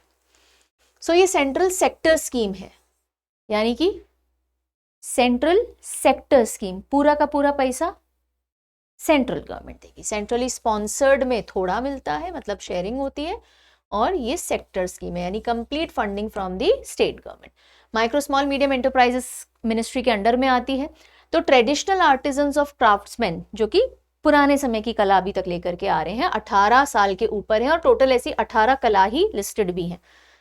तो इनको मार्केटिंग सपोर्ट भी दिया जाता है, सर्टिफिकेशन, ब्रांडिंग, मार्केट से लिंकेज, ऑनलाइन अपनी चीज़ें कैसे बेचें वो सारा लिंकेज सिखाया जाता है, स्किल अपग्रेडेशन करवाए जाते हैं, इसके लिए इनके ट्रेनिंग प्रोग्राम्स भी लगाए जाते हैं, इनको स्टाइपेंड भी दिया जाता है, टूल्स वगैरह खरीदने के लिए भी इनको एक मुश्त पैसा दिया जाता है। देखो कितना कितना क्या मिलता है। तो जो बेनिफिशियरीज हैं पहले तो उनको एक बेसिक ट्रेनिंग दी जाती है, ठीक है, 5 से 7 दिन की, और फिर वो चाहे तो एडवांस ट्रेनिंग के लिए एनरोल कर सकते हैं 15 दिन से ज़्यादा की, और उनको डेली 500 रुपये ट्रेनिंग के दौरान दिए जाते हैं। साथ ही साथ टूल किट खरीदने के लिए 15,000 रुपये, ताकि मॉडर्न इक्विपमेंट वगैरह ले सकें, क्योंकि जो पुराने कारीगर होते हैं बहुत पुराने तरह के टूल से आज तक काम कर रहे होते हैं, ठीक है। तो उनको और चीज़ें कि भाई आपके पास एक कला तो है ना, आप बहुत टाइम से इस क्राफ्ट से जुड़े हुए हो, यूजली पीढ़ी दर पीढ़ी एक ही परिवार में वो कला आगे बढ़ती है, तो आप इस कला से तो जुड़े हुए हो ना, अब आप एडवांस चीज़ें सीखो जिससे आप इस कला को और आगे ले जा सकते हो, नए टूल्स खरीदो, तो उन सब के लिए सपोर्ट दिया जाता है। फिर मार्केटिंग और पूरे चैनल से जोड़ा जाता है। देन क्रेडिट सपोर्ट, एक सेकेंड रुकेंगे। साथ ही जो आर्टिजन्स हैं इनको क्रेडिट सपोर्ट मिलता है कि आप कुछ भी सिक्योरिटी रखे बिना लोन्स उठा सकते हो, ताकि आप अपने ही हुनर में अगर खुद का कोई काम शुरू करना चाहते हो तो इनको 1 लाख रुपीस तक के पहला जो लोन है, और फिर 2 लाख रुपए तक का लोन मिलता है कंसेशनल इंटरेस्ट रेट पे, और 8% इंटरेस्ट सबवेंशन भी होता है, यानी इंटरेस्ट कम भी कर दिया जाता है। तो ये सारे सपोर्ट प्रोवाइड किए जाते हैं पीएम विश्वकर्मा स्कीम के तहत, और इसी से जुड़ा हुआ मेगा कॉन्क्लेव बोध गया में रखा गया 17 सितंबर 2025 को, पीएम विश्वकर्मा के सेकेंड एनिवर्सरी पे। क्लियर हो गई कहानी पूरी? चलिए, अब हम चलते हैं, ये सारा हो गया कि गवर्नमेंट के कौन से schemes, initiatives, cabinet approvals, PM Modi ji की प्रेजेंस में क्या क्या लॉन्च हो गया बिहार के अंदर, कौन से नए इनिशिएटिव्स अनाउंस हो गए, फाउंडेशन स्टोन ले कर दिए गए। अब हम मूव करते हैं एनवायरमेंट कैटेगरी की तरफ। ऑलराइट, आगे बढ़े उससे पहले आपके बेनिफिट की एक इन्फॉर्मेशन दे देती हूँ ताकि मैक्सिमम बच्चों तक ये इन्फो पहुंच जाए, क्योंकि ये है स्पेशल डिस्काउंट्स। अब देखिए, अपना all in one state PSC batch चलता है। आप में से ऐसे बहुत से बच्चे होंगे जो जरूरी नहीं है इसी बार का एग्जाम फेस कर रहे हैं या फिर सिर्फ टेस्ट करने के लिए दे रहे हैं, ऐसा भी हो सकता है, और लॉन्ग टर्म की तैयारी भी करना चाहते हैं, तो आप ये वाला बैच चेकआउट कर सकते हो, all in one state PSC batch, जिसके अंदर प्री और मेंस दोनों की लॉन्ग टर्म तैयारी होती है। और न सिर्फ आप बिहार पर अगर आपको आसपास के और स्टेट का एग्जाम भी देना है, यूपी का भी देना है, एमपी का भी देना है मान लीजिए, तो आप इस सिंगल बैच से वो तैयारी कर सकते हैं। इंडिया जीके कॉमन होती है और स्टेट जीके डिटेल में अलग अलग पढ़ाई जाती है, यही सब मिल जाएगा आपको। और अभी इंपॉर्टेंट क्यों है, क्योंकि इसका जो फ्रेश मॉड्यूल है वो 18 मई से हो रहा है शुरू, और जब भी फ्रेश मॉड्यूल आता है लेकर के आता है स्पेशल डिस्काउंट। तो अभी 15,000 का प्रोग्राम आपको लेस, मतलब ऑन एन एवरेज 12,750 का सीधा सीधा ये प्रोग्राम पड़ जाएगा। काफी अच्छा बेनिफिट यहाँ मिल रहा है, ठीक है। सो ये एक आप चेकआउट कर सकते हैं अगर लेना चाहते हैं, this is a good time. Similarly अगर आप किसी भी स्टेट पीएससी की तैयारी कर रहे हो, अभी कर रहे हो या बाद के लिए, तो ये एक 1 लाइनर ई बुक है जो आपको जरूर देख लेनी चाहिए। इसमें भी बहुत सारे स्टेट का कंपाइलेशन आपको सब्जेक्ट वाइज और टॉपिक वाइज मिल जाएगा। जैसे आप बिहार प्रीलिम्स देने वाले हैं तो आप सिंपली कंट्रोल F करके बिहार ढूंढिए, आपको subject wise topic wise Bihar के क्वेश्चंस लगे हुए, क्वेश्चन कौन से साल पूछा गया, क्या आंसर, इस तरह से 1 लाइनर मिल जाएगा। तो PYQ की बहुत अच्छी प्रैक्टिस आप यहाँ से फटाफट कर सकते हो, okay. And lastly NCERTs foundation बनाती हैं। अगर आप स्टेट के साथ साथ कोई और भी एग्जाम देते हो जिस सेंट्रल लेवल का, तो एनसीईआरटीज बहुत अच्छा बेस बनाती है। मान लीजिए आपने कोई बैच कहीं से नहीं ले रखा, सेल्फ स्टडी करते हो, तो एनसीईआरटीज पढ़ लीजिए, साथ में बिहार जी के कवर कर लीजिए, आपका काफी कुछ तैयारी हो जाती है। तो एनसीईआरटी बैच एडवांस कॉन्सेप्ट के साथ इस एक बैच में सिखाया जाता है। इसका भी नया मॉड्यूल 18 तारीख से शुरू हो रहा है और इसलिए ये भी अभी ऑफर प्राइस पे है। और ये सारी ऑफर प्राइसेस ना 17 मई तक एप्लीकेबल है। अगर आप चाह रहे हैं लेना तो अभी अच्छा टाइम है, चेकआउट कर सकते हैं, ठीक है जी। चलिए, एनवायरमेंट कैटेगरी में ये एक न्यूज है, जो भी न्यूज नेशनल सिग्निफिकेंस की है पर बिहार का टच है, उसमें कहीं भी बिहार का मेंशन है तो वो आपको न्यूज यहां देखने को मिल जाएगी। तो देखो, population status of river dolphins in India, पहली बार रिवराइन डॉल्फिन्स जो हैं, गांगेयसूस जिसे हम बोलते हैं, प्लेटेनिस्टा गेंजेटिका, तो ये हमारा नेशनल एक्वेटिक एनिमल भी है और इसका पहली बार एक सर्वे किया गया कि कितनी रिवराइन डॉल्फिन्स इंडिया में पाई जाती हैं और उसी की पूरी रिपोर्ट सामने आई है। तो चलो, टोटल रिवर डॉल्फिन पॉपुलेशन कितनी देखी गई, 6,327, ये नंबर याद रखना है, जिसके अंदर गंगा नदी में जो डॉल्फिन पाई गई वो थी 6324, यानी 3 कम, और जो 3 कम है वो इंडस रिवर डॉल्फिन है। तो गंगा नदी की डॉल्फिन 6324 और 3 इंडस नदी की, टोटल हो गई 6327, और ये टोटल इतनी रिवर डॉल्फिन पाई गई हैं, ओके। देन आ जाइए,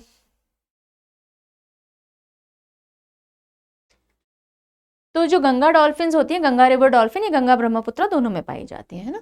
सो India's first river dolphin population survey हुआ और उसका नतीजा सामने रखा गया। इसको 2021 से 23 के बीच में कंडक्ट किया गया, गंगा ब्रह्मपुत्र बेसिन्स, और इससे टोटल 3,624 गैंजेटिक डॉल्फिन्स जो हैं वो सामने निकल के आई हैं। 3 इंडस रिवर डॉल्फिन्स का काउंट मिला है ब्यास नदी पंजाब से। यहां तक समझ में आ गया।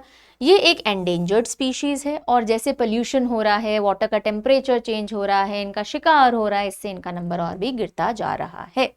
इनको वाइल्ड लाइफ प्रोटेक्शन एक्ट 1972 के तहत हाईएस्ट प्रोटेक्शन मिला हुआ है, शेड्यूल 1 का प्रोटेक्शन।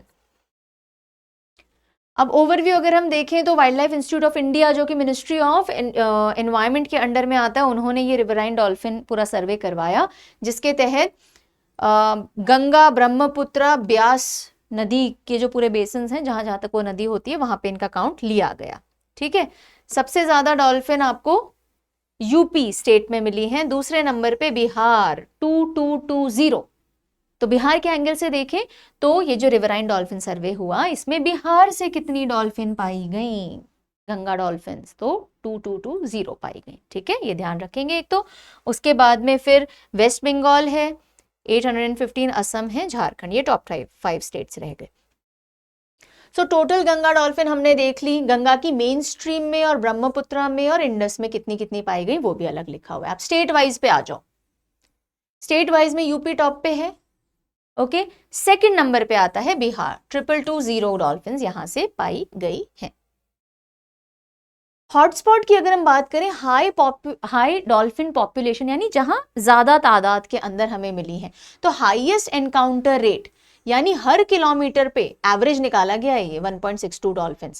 हाईएस्ट एनकाउंटर बिहार में मिले, यानी हर थोड़ी दूर पे हमें ज्यादा डॉल्फिन देखने को मिल रही हैं, followed bye Uttar Pradesh. Densely populated stretch अगर हम देखें, जहां सबसे ज्यादा डॉल्फिन हमें एक स्क्वायर किलोमीटर एरिया के अंदर मिली हों, तो मनिहारी बिहार और राजमहल झारखंड, यहाँ पे हर किलोमीटर पे, नॉट स्क्वायर, हर किलोमीटर पे जो डॉल्फिन डेंसिटी हो 2.75 की मिली है हर 1 किलोमीटर पे। इतने नंबर ऑफ डॉल्फिन हमें एवरेज मिली है। तो बिहार का मेंशन देखिए, डेंसली पॉपुलेटेड स्ट्रेच में मनिहारी बिहार का नाम आ रहा है, हाईएस्ट एनकाउंटर्स में बिहार का नाम है, और सेकंड सबसे ज्यादा डॉल्फिन भी बिहार से पाई गई है 2220।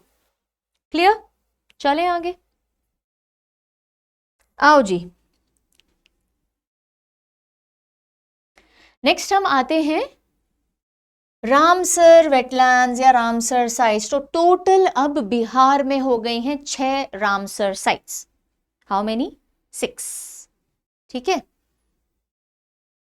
6 हैं, और भी हैं, ये भी बताओ। 2025 में 6 थी, क्या इसके बाद बिहार को कोई और भी रामसर साइट्स मिली है? पता है तो जल्दी से लिखो।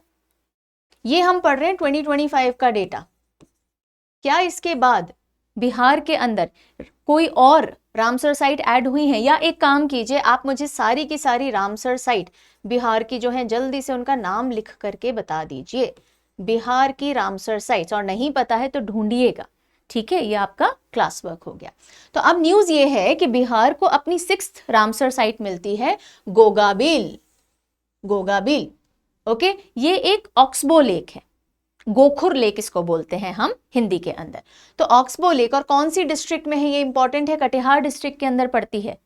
कटिहार डिस्ट्रिक्ट के अंदर एक ऑक्सबो लेक क्या होती है? ऑक्सबो लेक इस तरह की होती है, यानी कि देखो, जो नदी है वो चलती है और धीरे धीरे डिपॉजिट होता जाता है और ऐसी सर्प आकृति बनाती जाती है, और फिर होता क्या है कि ये यहाँ से कट जाती है, ऐसे बना रही है, राइट, ये तो ये यहाँ से कट हो गई, ओके, और कट होने से क्या हुआ कि ये अगर यहां से कट हो गई तो इस तरह की एक लेक अलग हो गई, उसको बोलते हैं ऑक्सबो लेक, राइट।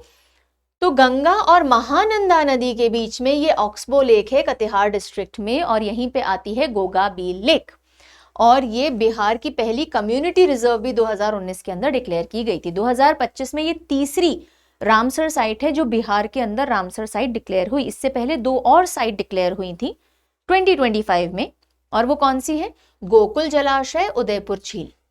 गोकुल जलाशय बक्सर डिस्ट्रिक्ट के अंदर, उदयपुर झील वेस्ट चंपारण डिस्ट्रिक्ट के अंदर। तो ये पहली 2 2025 में ऐड हुई, और फिर एक और ऐड होके 6 रामसर साइट्स एज ऑन 2025 हमें बिहार में देखने को मिलती हैं। ठीक है, पूरा नहीं बताऊंगी, आपके लिए होमवर्क छोड़ा है, ताकि एटलीस्ट ढूंढेंगे रीजन क्या है, एटलीस्ट ढूंढेंगे तो सारी रामसर साइट एक बार देख लेंगे, और क्योंकि इंपॉर्टेंट होती है। ठीक है जी। अब तमिलनाडु और उत्तर प्रदेश के बाद बिहार 3rd नंबर पे है 6 रामसर साइट्स के साथ में।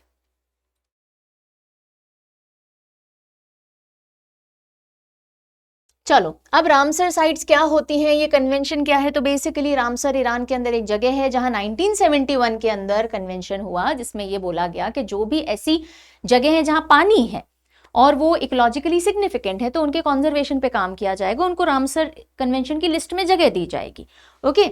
और ये एनफोर्समेंट में आया 1975 में, भारत इसका हिस्सा बना 1982 के अंदर, 1 फरवरी 1982, ओके। और क्या बताएं? और ये बताएंगे कि टोटल 9 क्राइटेरिया रखे जाते हैं रामसर साइट डिक्लेयर होने के लिए, उनमें से कोई भी एक क्राइटेरिया फुलफिल करना जरूरी होता है। 2 फरवरी को हम वेटलैंड डे के तौर पे मनाते हैं, और ये 2025 की थीम है क्योंकि अभी हम 2025 का कंटेंट कवर कर रहे हैं। So protecting wetlands for our common future, ये 2025 की थीम है। अभी 26 में जब पढ़ेंगे 26 की थीम पढ़ लेंगे, ठीक है जी, ओके। चलो नेक्स्ट आते हैं न्यूज पे। Bihar farmers set for water revolution, ये आ गया Kosi Mechi intra state link project. और ये न्यूज क्या है कि इस प्रोजेक्ट को पीएम कृषि सिंचाई योजना में जगह मिल गई है। पीएम कृषि सिंचाई योजना, जिससे कि खेत खेत तक सिंचाई की सुविधा या सिंचाई का जो एरिया है कवरेज उसको बढ़ाया जाता है। तो करीब 6282.32 करोड़ की लागत से ईस्टर्न कोसी मेन कैनाल जो है उसको एक्सटेंड किया जाएगा मेची नदी तक पानी पहुंचाने के लिए, और जो महानंदा का जो बेसिन है वहां तक और पानी पहुंचाने के लिए, ओके। और एनुअल इरिगेशन फैसिलिटी खरीफ सीजन की अब जो है वो बढ़ जाएगी। तो क्या है, बिल्कुल सिंपल शब्दों में समझते हैं, ठीक है जी। देखो, कोसी मेची यानी कोसी नदी है उससे पानी मेची नदी तक, कोसी है गंगा की ट्रिब्यूटरी, मेची है महानंदा की। ओके, सो इनका इंट्रा स्टेट यानी with in the state Bihar के अंदर ही ये दोनों रिवर्स को लिंक किया जाएगा। ये Kosi Mechi intra state linking project है। तो कैबिनेट ने अप्रूव किया है कि ये जो इंट्रा स्टेट लिंकिंग प्रोजेक्ट है, अब ये प्रधानमंत्री कृषि सिंचाई योजना एक्सेलरेटेड इरिगेशन बेनिफिट प्रोग्राम के अंडर में डाल दिया गया है, ताकि इरिगेशन जहां जहां पानी कम है वहां इरिगेशन ज्यादा पहुंचे, जहां फ्लड्स आ रहे हैं वो फ्लड्स मैनेज किए जा सकें। फ्लड कहाँ आएंगे? जहां पानी ज्यादा है, और इरिगेशन की प्रॉब्लम कहाँ होगी? जहां पानी कम है। ठीक है, अब ये जो दो नदियां हैं ना, कोसी और मेची, ये दोनों ही ट्रांस बाउंड्री रिवर्स यानी भारत के बाहर से आ रही हैं, राइट। ओके, सो सरप्लस कोसी वाटर को महानंदा बेसिन तक भेजा जाएगा। उसके लिए जो ईस्टर्न कोसी का मेन कैनाल है उसको रीमॉडल किया जाएगा, अलग तरह से और एक्सटेंड किया जाएगा, और इसके लिए लागत करीब इतनी रखी गई है, और इसका कंप्लीशन मार्च 2029 टारगेट डेट रखा गया है। तो बात समझ में आ गई कि इसमें हम कोसी रिवर का जो सरप्लस वाटर है उसको महानंदा बेसिन के ऐसे एरियाज जहां तक इरिगेशन नहीं पहुंचती है वहां तक एक्सटेंड कर देंगे। ओके, तो ईस्टर्न कोसी मेन कनाल मेची रिवर तक एक्सटेंड होगा। और क्या है? इससे क्या होगा? फ्लड्स मिटिगेट होंगे, बेटर मैनेज होंगे, जहां पानी नहीं है वहां इरिगेशन पहुंचेगा। और कौन सी डिस्ट्रिक्ट हैं जो बेनिफिट करेंगी? यस, डिस्ट्रिक्ट का नाम ध्यान देंगे, स्टेट लेवल पे पढ़ रहे हैं तो डिस्ट्रिक्ट इंपॉर्टेंट है। अररिया, पूर्णिया, किशनगंज, कटिहार डिस्ट्रिक्ट ये डायरेक्टली बेनिफिट होंगी इस प्रोजेक्ट से। ठीक है, तो like I told you already ये बात हमने बता दी। अच्छा, कोसी ट्रांसबाउंड्री रिवर है, यानी कि चाइना नेपाल से होती हुई इंडिया आती है। गंगा की ट्रिब्यूटरी या सहायक नदी है, और कुर्सेला है कटिहार डिस्ट्रिक्ट में, कुर्सेला के पास में आकर के गंगा से जुड़ती है। मेची की बात करें, ये भी ट्रांसबाउंड्री है, नेपाल से होती हुई इंडिया में आती है और महानंदा में आके जुड़ती है। मेची नदी महाभारत रेंज है एक, ठीक है, और नेपाल के अंदर, तो वहां से निकल के और फिर इंडिया के अंदर एंटर होती है, तो नेपाल से होती हुई आती है। ठीक है,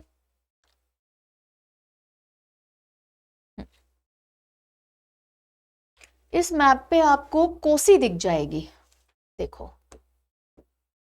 कोसी तो हम देख पाएंगे, ये रही कोसी। ठीक है, और ये गंगा में आकर के मिल जाती है। मेची मेरे हिसाब से यहां हमें नहीं दिखेगी, नहीं, क्योंकि गंगा ही दिखा रहा है। ठीक है बच्चे, चलो नेक्स्ट न्यूज पे बढ़े। अब आते हैं हम कुछ रिकॉर्ड्स, अवार्ड्स से रिलेटेड कैटेगरी पे।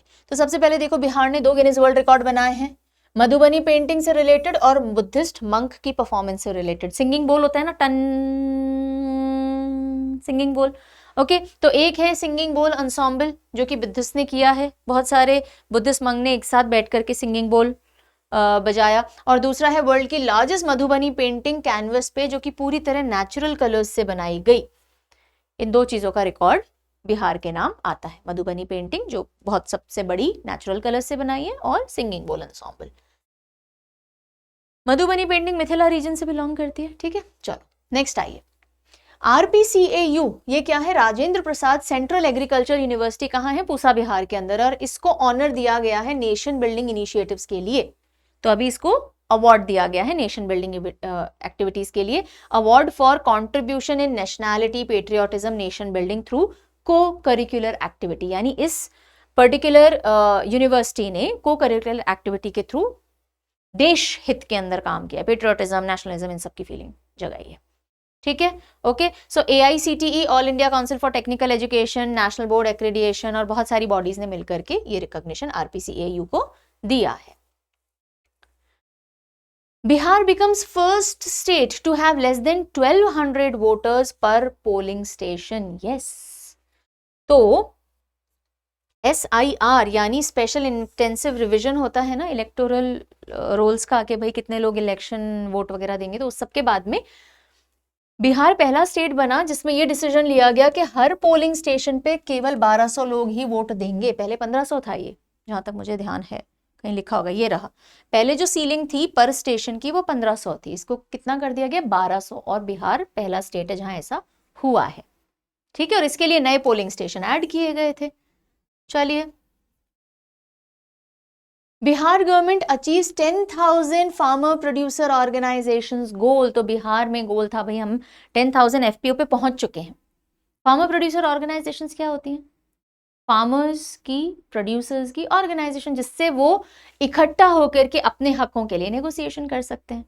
भीड़ में थोड़ी पावर होती है, ग्रुप में पावर होती है। आप अकेले नेगोशिएट करो और 4 जने खड़े हो नेगोशिएट करें तो यहाँ दिखता है कि अच्छा ज़्यादा लोग हैं, इनके इंटरेस्ट ज़्यादा हैं, सामने वाले को भी मुनाफा होगा, तो नेगोशिएशन पावर स्ट्रांग होती है। तो एफपीओ एक कलेक्टिव फार्मर कलेक्टिव है फार्मर्स की, रजिस्टर्ड है कंपनीज एक्ट या कोऑपरेटिव सोसाइटी एक्ट के थ्रू, जिससे bargaining power, market access, productivity ये सब एनहांस होता है। तो it is more like a group of farmers producers जो एक दूसरे को सपोर्ट करते हैं और अगर सामने थर्ड पार्टी से बातचीत करनी हो तो वो भी करते हैं। ठीक है, तो अब देखिए, गवर्नमेंट ऑफ इंडिया की central sector scheme for formation and promotion of FPO, इसको लॉन्च किया गया था 2020 में। ये एक एडिशनल इन्फो ले लीजिए।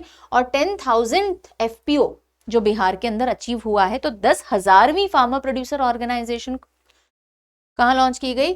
खगड़िया डिस्ट्रिक्ट, बिहार के अंदर। ये कुछ इंपॉर्टेंट फैक्ट्स हो गए। Special category national panchayat award 2025। So national panchayat award में कुछ 2 स्पेशल कैटेगरीज ऐड की गई पहली बार, और बिहार का कहीं मेंशन आया है इधर, तो वो हमें देखना है। तो for the first time ministry of panchayati raj ने डेडिकेटेड स्पेशल कैटेगरी अवार्ड शुरू किए, जिससे कि पंचायत जो अच्छा कर रही हैं और कैटेगरीज डाल के उनका उत्साह वर्धन किया जाए। तो एक आया climate action special panchayat award, Kaspa, climate action, जो पंचायत क्लाइमेट के लिए बहुत अच्छे एक्शन ले रही है लोकल लेवल पे। दूसरा है आत्मनिर्भर पंचायत स्पेशल अवार्ड, जो कि आत्मनिर्भरता को प्रमोट कर रही है ना। और इससे पहले already best institution for capacity building of panchayat, जो कि लोकल सस्टेनेबल डेवलपमेंट गोल से जुड़े हुए, इसके लिए ऑलरेडी अवार्ड चल रहे थे। यानी कि देखो, जो यूनाइटेड नेशन है वो सस्टेनेबल डेवलपमेंट गोल डिसाइड करता है, टोटल 17 सस्टेनेबल डेवलपमेंट गोल हैं। फिर वो नेशन लेवल पे डिवाइड होते हैं, फिर नेशन अपने स्टेट और लोकल ग्रास रूट लेवल तक उनको डिवाइड करता है, ऐसे ही तो अचीव करेंगे। तो लोकलाइजेशन और सस्टेनेबल डेवलपमेंट गोल के हिसाब से अच्छे से कैपेसिटी बिल्डिंग कौन सी पंचायत कर रही थी, उसके लिए अवार्ड था। ठीक है, तो और क्या बताएं आपको इसमें।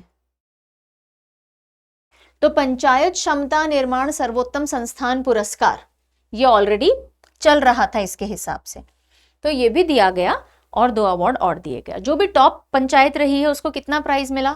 1 करोड़ का। जो सेकंड पंचायत है 75 लाख का, और थर्ड को 50 लाख रुपए का। अब देखते हैं जीता कौन। तो special category national panchayat award में कास्पा यानी कि क्लाइमेट एक्शन से जुड़ी हुई पंचायत टॉप पे कौन सी रही? दव्वा एस ग्राम पंचायत, गोंडिया डिस्ट्रिक्ट, महाराष्ट्र की। कैसे याद रखें? देखो, क्लाइमेट चेंज होते ही मौसम खराब होता है और दवा लेनी पड़ती है, ऐसे याद रख लो। बिहार कहाँ है जी? ये रहा मोतीपुर ग्राम पंचायत, समस्तीपुर डिस्ट्रिक्ट, बिहार। तो इसी क्लाइमेट एक्शन स्पेशल अवार्ड या कास्पा के अंदर मोतीपुर ग्राम पंचायत तीसरे रैंक पे आई है बिहार से। ठीक है, ध्यान देना है। आत्मनिर्भर पंचायत स्पेशल अवार्ड में पहली है मॉल ग्राम पंचायत। भाई नाम में ही मॉल है, मॉल आत्मनिर्भर तरीके से चल रहे हैं। कहाँ है ये पंचायत? ये तेलंगाना के अंदर है। दूसरी है हथबद्रा, तीसरी है गोलापुरी। फिर पंचायत क्षमता निर्माण वाला जो अवार्ड है, इसमें पहला गया है Kerala institute of local administration को। ओके, अच्छा, ये जो अपनी मोतीपुर वाली पंचायत है इसकी, और ये जो तीनों ही कैटेगरी के अंदर जो टॉप हैं उनमें विमेन सरपंच लीड कर रही थी। ये एक एडिशनल पॉइंट डाल दिया गया। नेक्स्ट न्यूज देखिए, Muzaffarpur tops inspire award 2025 for student innovation. तो स्टूडेंट लेवल पे जो इनोवेशन होती है उसमें कौन सी मतलब कहाँ स्टूडेंट का इनोवेशन ज्यादा हुआ है, कहाँ से ज्यादा एंट्री गई है, तो उसके बेसिस पे मुजफ्फरपुर ने टॉप किया। इंस्पायर अवार्ड मानक, million minds augmenting national aspiration and knowledge. तो ये एक फ्लैगशिप इनिशिएटिव है, यानी एक इंपॉर्टेंट इनिशिएटिव है department of science and technology का, जिसके तहत बच्चे अलग अलग जो प्रॉब्लम्स हैं उनके सोल्यूशंस के लिए आइडियाज लेकर के आते हैं, फिर वो अप्रूव हो जाता है तो उसके ऊपर काम करवाते हैं। ठीक है, तो इससे क्रिएटिविटी और इनोवेशन होता है 6 to 10th क्लास के बच्चों के अंदर, राइट। तो जिनके भी आइडियाज, ओरिजिनल आइडियाज सिलेक्ट हो जाते हैं, फिर उनको फाइनेंशियल सपोर्ट मिलता है 10,000 रुपए का कि आप वर्किंग मॉडल बनाओ। फिर वर्किंग मॉडल टॉप जो सिलेक्ट होते हैं वो राष्ट्रपति भवन के अंदर डिस्प्ले किए जाते हैं। तो कितने ज्यादा रिमार्केबल सिलेक्शंस हुए हैं या आइडिया सिलेक्ट हुए हैं, उसके केस में मुजफ्फरपुर डिस्ट्रिक्ट फर्स्ट पोजीशन पे रहा है। ठीक है, बड़ी बड़ी सिटीज को पीछे छोड़ करके। और टॉप डिस्ट्रिक्ट जहां से इंस्पायर अवार्ड आइडिया सबसे ज्यादा चुने गए, तो मुजफ्फरपुर बिहार से मोर देन 7,000 थे। चलो, अब हम आते हैं, अवार्ड कैटेगरी खत्म हो गई। अब हम आते हैं, अगर कोई इंपॉर्टेंट अपॉइंटमेंट रहा 2025 में, पर्टिकुलरली बिहार के कॉन्टेक्स्ट में, या फिर कोई सैड डिमाइस ओबिचुअरी रही, तो एक अपॉइंटमेंट देख लेते हैं फिलहाल के लिए। मैथिली मृणालिनी। अब देखो, ये नेशनल सिग्निफिकेंस की न्यूज नहीं है, किसी और स्टेट के काम की नहीं है, लेकिन आपके काम की है। पहली महिला प्रेसिडेंट बनी है पटना यूनिवर्सिटी स्टूडेंट यूनियन की। हालांकि बहुत सिग्निफिकेंट न्यूज में नहीं बोलूंगी, पर एक बार देखने जैसी है। तो मैथिली मृणालिनी एबीवीपी यानी अखिल भारतीय विद्यार्थी परिषद की हैं, पटना यूनिवर्सिटी स्टूडेंट यूनियन में पहली महिला प्रेसिडेंट बनी है। ओके, सैड डिमाइस जिस व्यक्ति की हम पढ़ रहे हैं, he is a prominent person. थोड़ा देखते हैं। सीनियर बीजेपी लीडर रह चुके और राम मंदिर ट्रस्टी, अकेले दलित राम मंदिर ट्रस्टी कामेश्वर चौपाल जी का हो गया है निधन फरवरी 2025 के अंदर। तो राम जन्मभूमि मूवमेंट जो चला था 1989 के अंदर कि भाई ये भूमि जो है राम जन्मभूमि मंदिर की है, तो उसमें एक प्रोमिनेंट फिगर थे। जो पहला फाउंडेशन स्टोन रखा गया राम मंदिर का अयोध्या में, वो इन्हीं के द्वारा रखवाया गया था। अकेले दलित मेंबर थे पूरे श्री राम जन्मभूमि तीर्थ क्षेत्र ट्रस्ट के, और बीजेपी कार्यकर्ता थे, लीडर थे। साथ ही साथ दलित लीडर कहां से? सुपौल से थे, मेंबर थे बिहार लेजिस्लेटिव काउंसिल के भी। क्या नाम है? Kameshwar Chaupal ji, and he is no more. Okay, अब हम आते हैं आर्ट एंड कल्चर से जुड़ी हुई न्यूज की तरफ। आर्ट एंड कल्चर की न्यूज में देखो, सबसे पहले पितृपक्ष मेला जो कि गया जी में लगता है, तो वो ऑर्गेनाइज किया गया पिछले साल 6 से लेके 21 सितंबर, 15 दिन का ये पितृपक्ष मेला चलता है। 15 भी नहीं, 16 बोलेंगे हम, 16 दिन का पितृपक्ष मेला चलता है। विष्णुपद मंदिर है फाल्गु नदी के किनारे, वहां पर मेनली जो पूजा पाठ वगैरह होते हैं इस दौरान होते हैं। लोग आते हैं पिंडदान करने, तर्पण करने, या श्राद्ध के जो रिचुअल्स होते हैं, ऐसा कहा जाता है जो हमारे पूर्वज चले गए उनको हम इस दिन सर्व कर रहे हैं, भोजन करा रहे हैं, उनकी आत्मा की शांति के लिए पितृपक्ष मेला में लोग आते हैं। फिर देखिए कौन सी न्यूज है? उन्मेष इंटरनेशनल लिटरेचर फेस्टिवल कहाँ हुआ? पटना के अंदर हुआ। ये एशिया का लार्जेस्ट लिटरेचर फेस्टिवल है। क्या नाम है? उन्मेष। इस बार इसका 3rd एडिशन था, तीसरा संस्करण था। जो फर्स्ट एडिशन था इसका शिमला में 2022 में, दूसरा भोपाल में 2023 में हुआ, और तीसरा एडिशन उन्मेष का कहाँ हुआ? पटना के अंदर, सितंबर 2025 में। कौन ऑर्गेनाइज करवाता है? साहित्य अकादमी इसको ऑर्गेनाइज कराते हैं मिनिस्ट्री ऑफ कल्चर के साथ मिलकर, और जो स्टेट गवर्नमेंट है इस केस में बिहार सरकार के साथ। कहाँ हुआ? पटना में, सम्राट अशोक कन्वेंशन सेंटर। और अलग अलग कंट्रीज से राइटर्स आए और अलग अलग भाषाओं में और उन भाषाओं के अराउंड सारी डिस्कशन और डिस्कोर्सेस किए गए। Royal Bhutan Buddhist temple, India Bhutan के रिलेशंस को और स्ट्रॉन्ग किया गया है इस टेम्पल से। तो royal Bhutan Buddhist temple inaugurate किया गया कहाँ? राजगीर में, राजगीर बिहार के अंदर। पीएम भूटान के शेरिंग तोब्गे उन्होंने इनॉग्रेशन किया, और हमारी तरफ से किरेन रिजिजू जो कि माइनॉरिटी अफेयर्स मिनिस्टर थे उन्होंने रिप्रेजेंट किया। ठीक है, तो शेरिंग तोब्गे भारत आए थे सितंबर में, और उसी दौरान ये जो रॉयल भूटान बुद्धिस्ट टेम्पल है इसका इनॉग्रेशन भी किया गया। अब राजगीर कौन सी डिस्ट्रिक्ट में आता है? नालंदा में आता है। और हिस्टोरिकली बड़ा सिग्निफिकेंट है। क्यों है भाई? क्योंकि बहुत साल गौतम बुद्ध ने यहाँ तपस्या की थी, राइट, और सरमन्स भी डिलीवर किए, मतलब उनके जीवन काल से बड़ा जुड़ा हुआ राजगीर रहा है। और सबसे पहला बुद्धिस्ट काउंसिल कहाँ हुआ? राजगीर में हुआ। तो राजगीर बुद्धिज्म से रिलेटेड है ना, और बुद्धिज्म से भूटान और इंडिया दोनों का ही संबंध, और पर्टिकुलरली राजगीर का संबंध इस कॉन्टेक्स्ट में अगर हम बात करें तो है। चलिए जी, नई न्यूज आ रही है। Home minister Amit Shah ji foundation stone ले कर चुके हैं जानकी मंदिर सीतामढ़ी में जो रिनोवेटेड जानकी मंदिर जो बनना है उसका। सो अमित शाह जी और बिहार के उस समय के सीएम नीतीश कुमार जी ने फाउंडेशन स्टोन ले किया, और मंदिर जो कि सीता माता को डेडिकेटेड होगा, और कहाँ, पुनौरा धाम, बिहार के अंदर पुनौरा धाम जो कि बिहार के सीतामढ़ी में है, और कैसा कहा जाता है सीता जी का जन्म स्थल है ये, तो उसी का फाउंडेशन स्टोन है। तो माता जानकी का जो टेम्पल है उसका पूरा रीडेवलपमेंट होना है, और उसका फाउंडेशन स्टोन रखा गया, माँ जानकी मंदिर, राइट। और इसके लिए राशि सैंक्शन की गई है, राशि रटना जरूरी यहाँ पे नहीं है। चलिए, बिहार गवर्नमेंट ने गया सिटी का नाम बदल के गया जी रख दिया है, ये हमने देख लिया। गया हिंदुइज्म और बुद्धिज्म में दोनों में बड़ी सिग्निफिकेंट है, राइट। हिंदूज के लिए क्यों? क्योंकि यहाँ पे पिंडदान के लिए लोग आते हैं, बिल्कुल विष्णुपद मंदिर यही है, और पिंडदान का मेंशन रामायण में भी देखने को मिलता है, राम भगवान ने अपने पिता दशरथ के लिए पिंडदान किया था, राइट। और बुद्धिस्ट से जुड़ा हुआ क्यों है? क्योंकि गौतम बुद्ध को एनलाइटनमेंट, ज्ञान की प्राप्ति कहाँ हुई थी? बोध गया में ही हुई थी, तो इसलिए क्योंकि इतनी इंपॉर्टेंट सिटी है, सिग्निफिकेंट है, इसलिए इसका नाम गया से बदल के गया जी कर दिया गया है। CM Nitish Kumar to open Buddha Samyak Darshan museum Vaishali के अंदर हो चुका जी। ये तो सीएम उस समय जो नीतीश कुमार जी थे, उन्होंने Buddha Samyak Darshan museum and memorial स्तूप कहाँ इनॉग्रेट किया? वैशाली के अंदर, वैशालीगढ़ में इसको इनॉग्रेट किया गया। तो ये म्यूजियम भी है और मेमोरियल भी है, मेमोरियल स्तूप भी है बुद्ध की। आपको मूर्ति देखने को मिलेगी, एंट्रेंस पे आपको जो प्रॉपर एक गेट जैसा होता है वो आपको देखने को मिलेगा।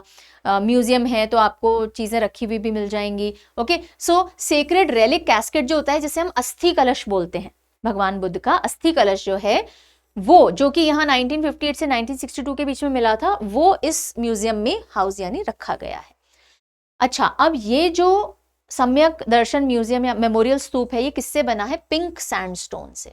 किससे बना है? Pink sandstone. और इसके अंदर टंग एंड ग्रूव टेक्निक का इस्तेमाल किया गया, कोई सीमेंट नहीं लगाया गया, यानी पत्थरों की कटाई इस तरह से की गई कि वो आपस में जुड़ के फिट हो जाए। जैसे कि हम देखते हैं मिस्र के जो पिरामिड है, इजिप्ट के जो पिरामिड्स हैं उनके अंदर भी यही टेक्निक का इस्तेमाल देखते हैं, है ना। चलिए, और ये इस तरह से बनाया गया कि अर्थक्वेक रेजिस्टेंट है, बहुत लंबे समय तक ये टिका रहेगा। 72 एकड़ के अंदर ये पूरा फैला हुआ है। एंड इनॉग्रेशन की अगर हम बात करें तो 15 कंट्री से बुद्धिस्ट मंक आए थे इसके इनॉग्रेशन में शामिल होने। इतना सिग्निफिकेंट ये म्यूजियम और मेमोरियल है। नेक्स्ट न्यूज बोलती है शौर्य वेदनम उत्सव। अच्छा, शौर्य वेदनम उत्सव है ये। क्या है ये? जिसके अंदर आर्म्ड फोर्सेस जो हमारी हैं, आर्मी, नेवी, एयरफोर्स वगैरह, तो आर्म्ड फोर्सेस अपनी पावर या अपना शौर्य और आम लोग उनसे कनेक्ट कर सकें, तो बॉर्डर एरियाज जो होते हैं, इंटरनेशनल बॉर्डर एरियाज, वहां पे इस तरह का एक उत्सव ऑर्गेनाइज किया गया ताकि पेट्रियोटिज्म की फीलिंग थोड़ी बनी रहे और इलीगल एक्टिविटीज कहीं भी बॉर्डर के आसपास लोग ना करें। तो 3 आर्म्ड फोर्सेस जो हमारी है, उन्होंने शौर्य वेदनम उत्सव ऑर्गेनाइज करवाया मोतिहारी ईस्ट चंपारण डिस्ट्रिक्ट के अंदर, right. Know your army campaign रहा 2 दिन का, कि आइए जुड़िए लोगों से, डरिए मत आर्मी से, आप बातचीत कीजिए ताकि आपको जो भी इशू है हमें बताइए, और किसी भी तरह से एंटी नेशनल एक्टिविटीज नहीं होनी चाहिए। तो इंडो नेपाल फ्रंटियर के आसपास ये ऑर्गेनाइज किया गया। नेक्स्ट आ जाइए, परम Rudra super computer IIT Patna में। तो पटना को या बिहार को मिला अपना पहला सुपर कंप्यूटर। बिहार को क्या मिला? अपना पहला सुपर कंप्यूटर। तो नेशनल सुपर कंप्यूटिंग मिशन के तहत कौन सा सुपर कंप्यूटर? नाम याद रखना है, परम रुद्र। और कहां? IIT पटना में। तो परम रुद्र हमारा पहला सुपर कंप्यूटर है जो कि बिहार में इंस्टॉल हुआ है, IIT पटना को मिला है ये। अब सुपर कंप्यूटर क्या होते हैं? जिनमें कंप्यूटिंग कैपेसिटी पीटाफ्लॉप्स में मेजर की जाए। पीटाफ्लॉप्स क्या होता है? ये देखो, ये है पीटाफ्लॉप, 10 to the power 15 कंप्यूटेशंस पर सेकंड करता है ये, राइट। चलिए, अब चलो अगली कुछ न्यूज है। कैबिनेट अप्रूवल, जो कुछ एक्सप्रेसवेज को या रेलवे से रिलेटेड या रोडवेज से रिलेटेड कुछ अप्रूवल मिले हों वो देख लेते हैं। ओके, सो कैबिनेट ने अप्रूवल दिया है कंस्ट्रक्शन ऑफ 4 लेन का Sahibganj Areraj Bettiah section NH 139W पे बिहार के अंदर। तो बेसिकली 4 लेन का साहिबगंज अरेराज बेतिया सेक्शन को अप्रूवल मिल चुका है। और पीएम गति शक्ति के जो पॉइंट्स हैं, पीएम गति शक्ति क्या है, हम हमारी जो कनेक्टिविटी है रोड, रेल, एयरपोर्ट, सी पोर्ट, इनकी कनेक्टिविटी बहुत अच्छी रखेंगे ताकि जो मैन्युफैक्चरिंग हो रही है वहां से लेकर के और एक्सपोर्ट तक या माल बेचने तक के लिए कहीं भी अटकना नहीं पड़े। Very smooth connectivity through out the country, right. तो ऐसे जो इंपॉर्टेंट नोड्स हैं उनसे कनेक्शन और स्ट्रॉन्ग करेगा ये पर्टिकुलर प्रोजेक्ट। ठीक है, तो एक तो ये बात हो गई। देन इसमें यहाँ ये भी देख लो किस किस को लिंक करेगा। वैसे इतना डिटेल में जाना मुझे नहीं लगता जरूरी है, एक बार देख लीजिए। तो 4 लेन का ग्रीन फील्ड प्रोजेक्ट है। ग्रीन फील्ड यानी कि स्क्रैच से डेवलप किया जाएगा एकदम। कनेक्टिविटी पटना, बेतिया और नॉर्थ बिहार डिस्ट्रिक्ट है वैशाली, सारण, सिवान, गोपालगंज, मुजफ्फरपुर, ईस्ट वेस्ट चंपारण, इनको कनेक्टिविटी और स्ट्रॉन्ग देगा along the Indo Nepal border. ठीक है, बस ये ध्यान रख लेना। चलो नेक्स्ट न्यूज पे आएंगे। नेक्स्ट न्यूज बोल रही है doubling, Bakhtiyarpur Rajgir Tilaiya single rail line section की डबलिंग होगी। अभी सिंगल रेल लाइन है, उसको डबल करने के लिए कैबिनेट ने अप्रूवल दे दिया है कि जो बख्तियारपुर, राजगीर और Tilaiya single rail line section है बिहार का, उसको डबल किया जाएगा। ओके, तो इससे होगा क्या, रेलवे नेटवर्क बढ़ेगा एंड जो इंपॉर्टेंट डेस्टिनेशन है जैसे राजगीर, नालंदा, पावापुरी, इनके अंदर तक कनेक्टिविटी पहुंचेगी तो टूरिज्म बढ़ेगा, पिलग्रिम करने के लिए और लोग आएंगे। ठीक है, बस ये यहाँ पे लिखा हुआ है बच्चे। चलो, cabinet approves construction of Mokama Munger section of Buxar Bhagalpur high speed corridor इन बिहार। तो अब ये क्या है, ये भी रोडवेज से रिलेटेड यानी कि एक्सप्रेसवे सॉर्ट ऑफ हो गया। तो हाई स्पीड कॉरिडोर बनाया जाएगा, उसके लिए अप्रूवल मिल गया। मोकामा मुंगेर सेक्शन है Buxar Bhagalpur high speed corridor का। तो 4 लेन का ग्रीन फील्ड एक्सेस कंट्रोल्ड ये सेक्शन डेवलप किया जाएगा, जिससे कि टाइम कट होगा मोकामा और मुंगेर के बीच में, करीब 1.5 घंटे रह जाएगा। देन देखिए, बिहार कैबिनेट ने अप्रूवल दिया है 7 मेडिकल कॉलेजेस 7 डिस्ट्रिक्ट के अंदर ओपन किए जाएंगे। और वो डिस्ट्रिक्ट कौन सी हैं, किशनगंज, कटिहार, रोहतास, श्योहर, लखीसराय, अरवल और शेखपुरा, यहाँ पे मेडिकल कॉलेजेस आएंगे। अभी 12 ऐसे मेडिकल कॉलेजेस और हॉस्पिटल्स हैं और बढ़ाए जाने हैं। और डिसीजन एक अलग लिया गया जिसके अंदर 20,000 करोड़ मुख्यमंत्री महिला रोजगार योजना के लिए सैंक्शन कर दिए गए, रिलीज कर दिए गए। अब मुख्यमंत्री महिला रोजगार योजना पढ़ लिया हमने, सबसे पहली न्यूज पढ़ी थी, ठीक है ना, वही यहाँ पे लिखा हुआ है बेटा, ये जिसमें हम 10,000 रुपये पहले देंगे, उसके बाद हम 2 लाख रुपए देंगे, देख करके बिजनेस कैसा चल रहा है। फिर देखिए एक और news, separate unit of prohibition and state narcotic control bureau setup की गई है।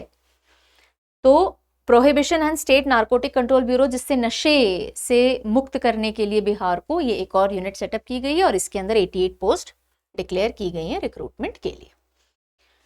कैबिनेट ने जो बेसिक सैलरी है 30% पर मंथ रिस्क अलाउंस के तौर पे इंक्रीज करने का फैसला लिया है। किन लोगों के लिए, पुलिस ऑफिशियल्स और पर्सनल जो एंटी टेरर स्क्वाड में काम कर रहे हैं, यानी जो एंटी टेरर स्क्वाड में काम करते हैं लोग, उनको एक रिस्क अलाउंस देने का फैसला लिया गया है। और रिस्क अलाउंस कितना होगा, बेसिक सैलरी का 30% पर मंथ। लेकिन इसकी अपर कैप है कि 25,000 रुपए पर महीने से ऊपर नहीं जाना चाहिए। ये किसी की तनख्वाह 1 लाख है तो आप 30% दोगे, अगर किसी की बेसिक है मान लीजिए, अगर आप 30% दोगे तो 30,000 हो गया, ऐसा नहीं होगा, 25,000 पर मंथ पे ही रुकना होगा। ठीक है, on which dearness allowance will not be payable, यानी बस बेसिक की अप टू 30% यानी 30% तक ये रिस्क अलाउंस दिया जाएगा एंटी टेरर स्क्वाड से जुड़े हुए पर्सनल को। राहुल गांधी लॉन्च्ड वोट अधिकार यात्रा इन बिहार ऑन August 17। तो भाई इलेक्शन से पहले राहुल गांधी, जो कि कांग्रेस के लीडर ऑफ ऑपोजिशन है लोकसभा में, उन्होंने वोट अधिकार यात्रा की शुरुआत की थी। 16 दिन का ये वोट अधिकार यात्रा थी, सासाराम से इन्होंने शुरुआत की थी, बस इतना ध्यान रख लीजिएगा। 17 अगस्त से 1 सितंबर तक ये पूरी यात्रा निकाली गई। हम आ जाते हैं हमारे आखिरी सेगमेंट पे, which is sports segment. Okay, sports segment में सबसे पहले देख लीजिए। अच्छा, स्पोर्ट्स सेगमेंट में बिहार ने जो भी स्पोर्ट होस्ट किए हैं वो भी आएगा, नेशनल इंटरनेशनल। अगर बिहार ने किसी स्पोर्ट में कोई पोजीशन ली है, टॉप पोजीशन, तो वो भी आएगा। तो चलिए, खेलो इंडिया यूथ गेम्स बिहार ने होस्ट किए 4 मई से 15 मई तक। सो 2025 ईयर में 7th खेलो इंडिया यूथ गेम्स ऑर्गेनाइज किए गए बिहार में, और टॉप किसने किया? महाराष्ट्र ने। ऑफ कोर्स रिजल्ट्स भी आप याद रखोगे, सिर्फ बिहार के कॉन्टेक्स्ट से नहीं, इंटरनेशनल एंगल से भी हमें न्यूज पढ़नी है, लेकिन जिसमें बिहार का टच है कहीं भी, वो हम यहाँ कंपाइलेशन देख रहे हैं। महाराष्ट्र ने टॉप किया, 158 मेडल्स टोटल उसने लिए हैं। तो 4 से 15 मई तक 7th एडिशन खेलो इंडिया यूथ गेम्स का ऑर्गेनाइज किया गया। 26 कैटेगरीज में कॉम्पीट किया है लोगों ने, और एक डिमॉन्स्ट्रेटिव कैटेगरी थी। डिमॉन्स्ट्रेटिव कैटेगरी कौन सी थी? E sports. महाराष्ट्र ने जीता है 58 गोल्ड के साथ, फॉलोड बाय हरियाणा, राजस्थान, कर्नाटका, दिल्ली। आपको ये जरूर पता होना चाहिए कि बिहार की पोजीशन ओवरऑल क्या थी। तो बिहार 15th पोजीशन पे था। कौन सी पोजीशन पे? 15th पोजीशन पे था, और टोटल 36 मेडल इसने जीते, इंक्लूडिंग 7 गोल्ड। ठीक है। जब सबसे पहला एडिशन हुआ था 2018 में यूथ गेम्स का, तब हरियाणा जीता था। ये फर्स्ट एडिशन की बात हो गई। और ओवरऑल अभी तक सबसे ज्यादा सक्सेसफुल टीम कौन सी रही है? महाराष्ट्र रही है। ठीक है, 5 बार ये जीता है, 19, 20, 23, 24 और 25 के अंदर। तो सबसे सक्सेसफुल टीम महाराष्ट्र। पहली बार जीता था हरियाणा, अभी वाले में भी महाराष्ट्र जीता है, बिहार अभी वाले में 15 पोजीशन पे आया है। ओके, अब देखिए बिहार में अलग अलग लोकेशन पे ये गेम ऑर्गेनाइज किए गए। पटना, गया जी, राजगीर, बेगूसराय, भागलपुर में। मैस्कॉट कौन सा था? गज सिम। गज SIM was the mascot. Elephant और लायन दोनों की पावर है इसमें। और नालंदा बोध गया के अंदर मंदिरों में गज सिम प्रतिमा हमको देखने को मिल जाती है। पाल पीरियड की ये मूर्ति हमको देखने, मतलब स्टैचू हमको देखने को मिलती है। थीम सॉन्ग रखा गया खेल के रंग बिहार के संग। तो ये सारे हाइलाइट्स हमने देख लिए। ठीक है, अब ये देखिए, अब देखो जैसे ये जो न्यूज़ है ये नेशनल सिग्निफिकेंस की नहीं है, तो वहां आपको देखने को नहीं मिलती, लेकिन स्टेट लेवल पे हमको देख लेनी चाहिए। बिहार ने जीता है under 18 boys title. Under 18 boys title 10th edition junior national rugby 7S 2025 conduct किया गया, उसमें बिहार जीता है। अंडर 18 भी बिहार ने ही जीता है। ठीक है, चलो आगे। एशिया रग्बी अंडर 27, अभी हमने क्या देखा था? ये अंडर 18। ओके, और सेवेंस, अंडर 18 सेवेंस बिहार जीता है। और एशिया रग्बी अंडर 27 चाइना ने विमेन टाइटल जीता है, और हांगकांग ने मेंस टाइटल जीता है। हम विमेन के अंदर ब्रॉन्ज मेडल यानी 3rd पोजीशन लेकर के आए हैं। अब ये इंपॉर्टेंट क्यों है? क्योंकि राजगीर के अंदर होस्ट किया गया। तो Asia rugby under 27 championship Rajgir में अगस्त के अंदर हुई है। विमेन के अंदर जीता है चाइना, मेन में जीता है हांगकांग, एंड व्हाट एल्स, बस दैट इज इट बेटा। अशोक मैस्कॉट का नाम था, और अशोक वाज अ रैबिट। चलिए, Asia cup 2025, Asia cup 2025 host कहां हुआ है? बिहार के अंदर। सो बिहार ने होस्ट किया men's hockey hero Asia cup 2025। Hero sponsoring की वजह से नाम में है। राजगीर बिहार के अंदर होस्ट किया गया अगस्त सितंबर में। 12th एडिशन था ये। क्वाड्रिनियल है, यानी कि 4 साल में एक बार ऑर्गेनाइज होता है एशियन हॉकी फेडरेशन के द्वारा। और जो विनर्स हैं वो 2026 मेंस हॉकी वर्ल्ड कप जो खेला जाएगा नीदरलैंड और बेल्जियम, उसके लिए क्वालिफाई करेंगे। तो अब आइए रिजल्ट देखते हैं। होस्ट हमने देख लिया। Participating teams, there were so many teams participating. Final result क्या है? इंडिया जीता है, और इसलिए न्यूज बहुत इंपॉर्टेंट हो जाती है। इंडिया ने साउथ कोरिया को हराया 4-1 से। 3rd मलेशिया आया। ओके, मैस्कॉट का नाम चंद है, जो कि टाइगर हैं और मेजर ध्यानचंद जी से इंस्पायर्ड हैं। इंडिया ने अभी तक टोटल 4 टाइटल जीते हैं, इंक्लूडिंग 2025। ओके, और ये दूसरा इंटरनेशनल स्पोर्ट इवेंट है जो कि राजगीर ने होस्ट किया। इससे पहले विमेन एशियन चैंपियंस ट्रॉफी 2024 में होस्ट कर चुके हैं, और उसमें इंडिया विनर भी रहा था। क्लियर?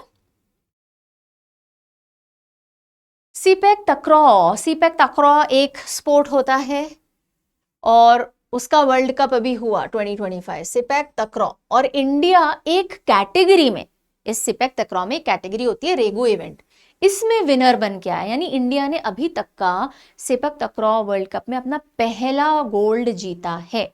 पीएम मोदी जी ने खुद कॉन्ग्रेचुलेट किया। तो ये 5th एडिशन था सीपेक तक्रॉ वर्ल्ड कप का, और कहाँ हुआ है? बिहार, पटना में। Around 20 countries took part.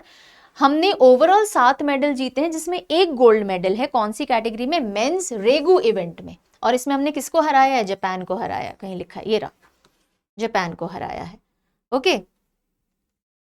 And ये जो सीपेक तक्रॉ है वैसे साउथ ईस्ट एशिया का स्पोर्ट है, लेकिन अब ओवरऑल पॉपुलर है, और इसके अंदर वॉलीबॉल, सॉकर और मार्शल आर्ट तीनों के फीचर्स मिले जुले होते हैं।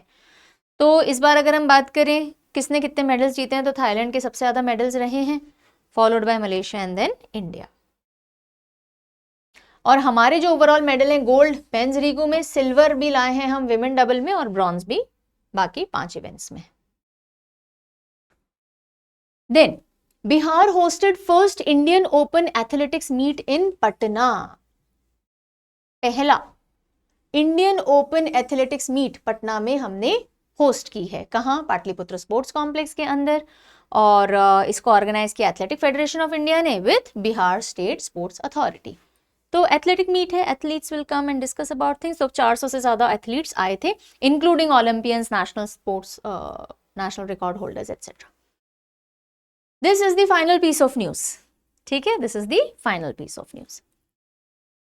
Maryam Fatima becomes Bihar's first women FIDE master. तो बिहार से पहली महिला फीडे मास्टर प्रोड्यूस हुई, और नाम क्या है? मरियम फातिमा। कहां से है? मुजफ्फरपुर, बिहार से है। इन्होंने 200 ELO रेटिंग मार्क क्रॉस कर लिया, टच कर लिया, उसी पे जाके आप फीडे मास्टर बनते हो। देखो रैंकिंग रेटिंग समझ लो थोड़ी। ये women FIDE master 2000 plus ELO rating अगर आप ले लेते हो तो आप फीडे मास्टर बन जाते हो। इससे नीचे आता है विमेन कैंडिडेट मास्टर, इसके ऊपर आता है women international master 2200 plus rating, और फिर grand master, women grand master 2300 plus rating point, WGM। ठीक है, और एक होता है ग्रैंड मास्टर, महिला ग्रैंड मास्टर भी बन सकती है, मेन और विमेन दोनों बन सकते हैं, उसके लिए 2500 प्लस होनी चाहिए ELO rating. All right, so with this we are done with this particular session, जिसमें हमने जनवरी से जुलाई तक के 2025 के Bihar specific current affairs cover किए हैं। अगला सेशन जो होगा उसमें हम 2026 का डिस्कशन करेंगे, और भी I will try and see to bring more sessions. Also आप लोगों की डिमांड आ रही है कि मैम बिहार से रिलेटेड यानी BPSC प्रीलिम से रिलेटेड यूट्यूब के ऊपर सेशंस लगवा दीजिए। तो येस, यूट्यूब के ऊपर परचम PSC पे ही आपके काफी सारे सेशंस लगने वाले हैं, उसकी सारी डिटेल आपको within a few days मिल जाएगी, and we'll start the classes on YouTube also. ठीक है जी, जाते जाते चलो होमवर्क क्वेश्चन है आपका, क्वेश्चन ऑफ द डे, इसका आंसर दो। गोगाबील लेक जो कि बिहार की 6th रामसर साइट है, कौन से डिस्ट्रिक्ट में है? पढ़ा चुकी हूं, आंसर बताना है। ठीक है, जल्दी से आंसर करो कमेंट सेक्शन में। एंड ओके, ये तो मैं आपको बता ही चुकी हूँ। सो आई होप जो भी पढ़ाया है समझ में आ गया होगा। अगले सेशन में मिलेंगे बहुत जल्दी, और यूट्यूब के आपके बाकी सारे सब्जेक्ट के सेशन भी जल्दी से प्लान करके लेके आएंगे। और अगर कुछ भी आपकी स्पेशल रिक्वेस्ट है तो आप कमेंट सेक्शन में लिख सकते हो। And that is it. Have a good day. I'll be seeing you very soon. Bye-bye.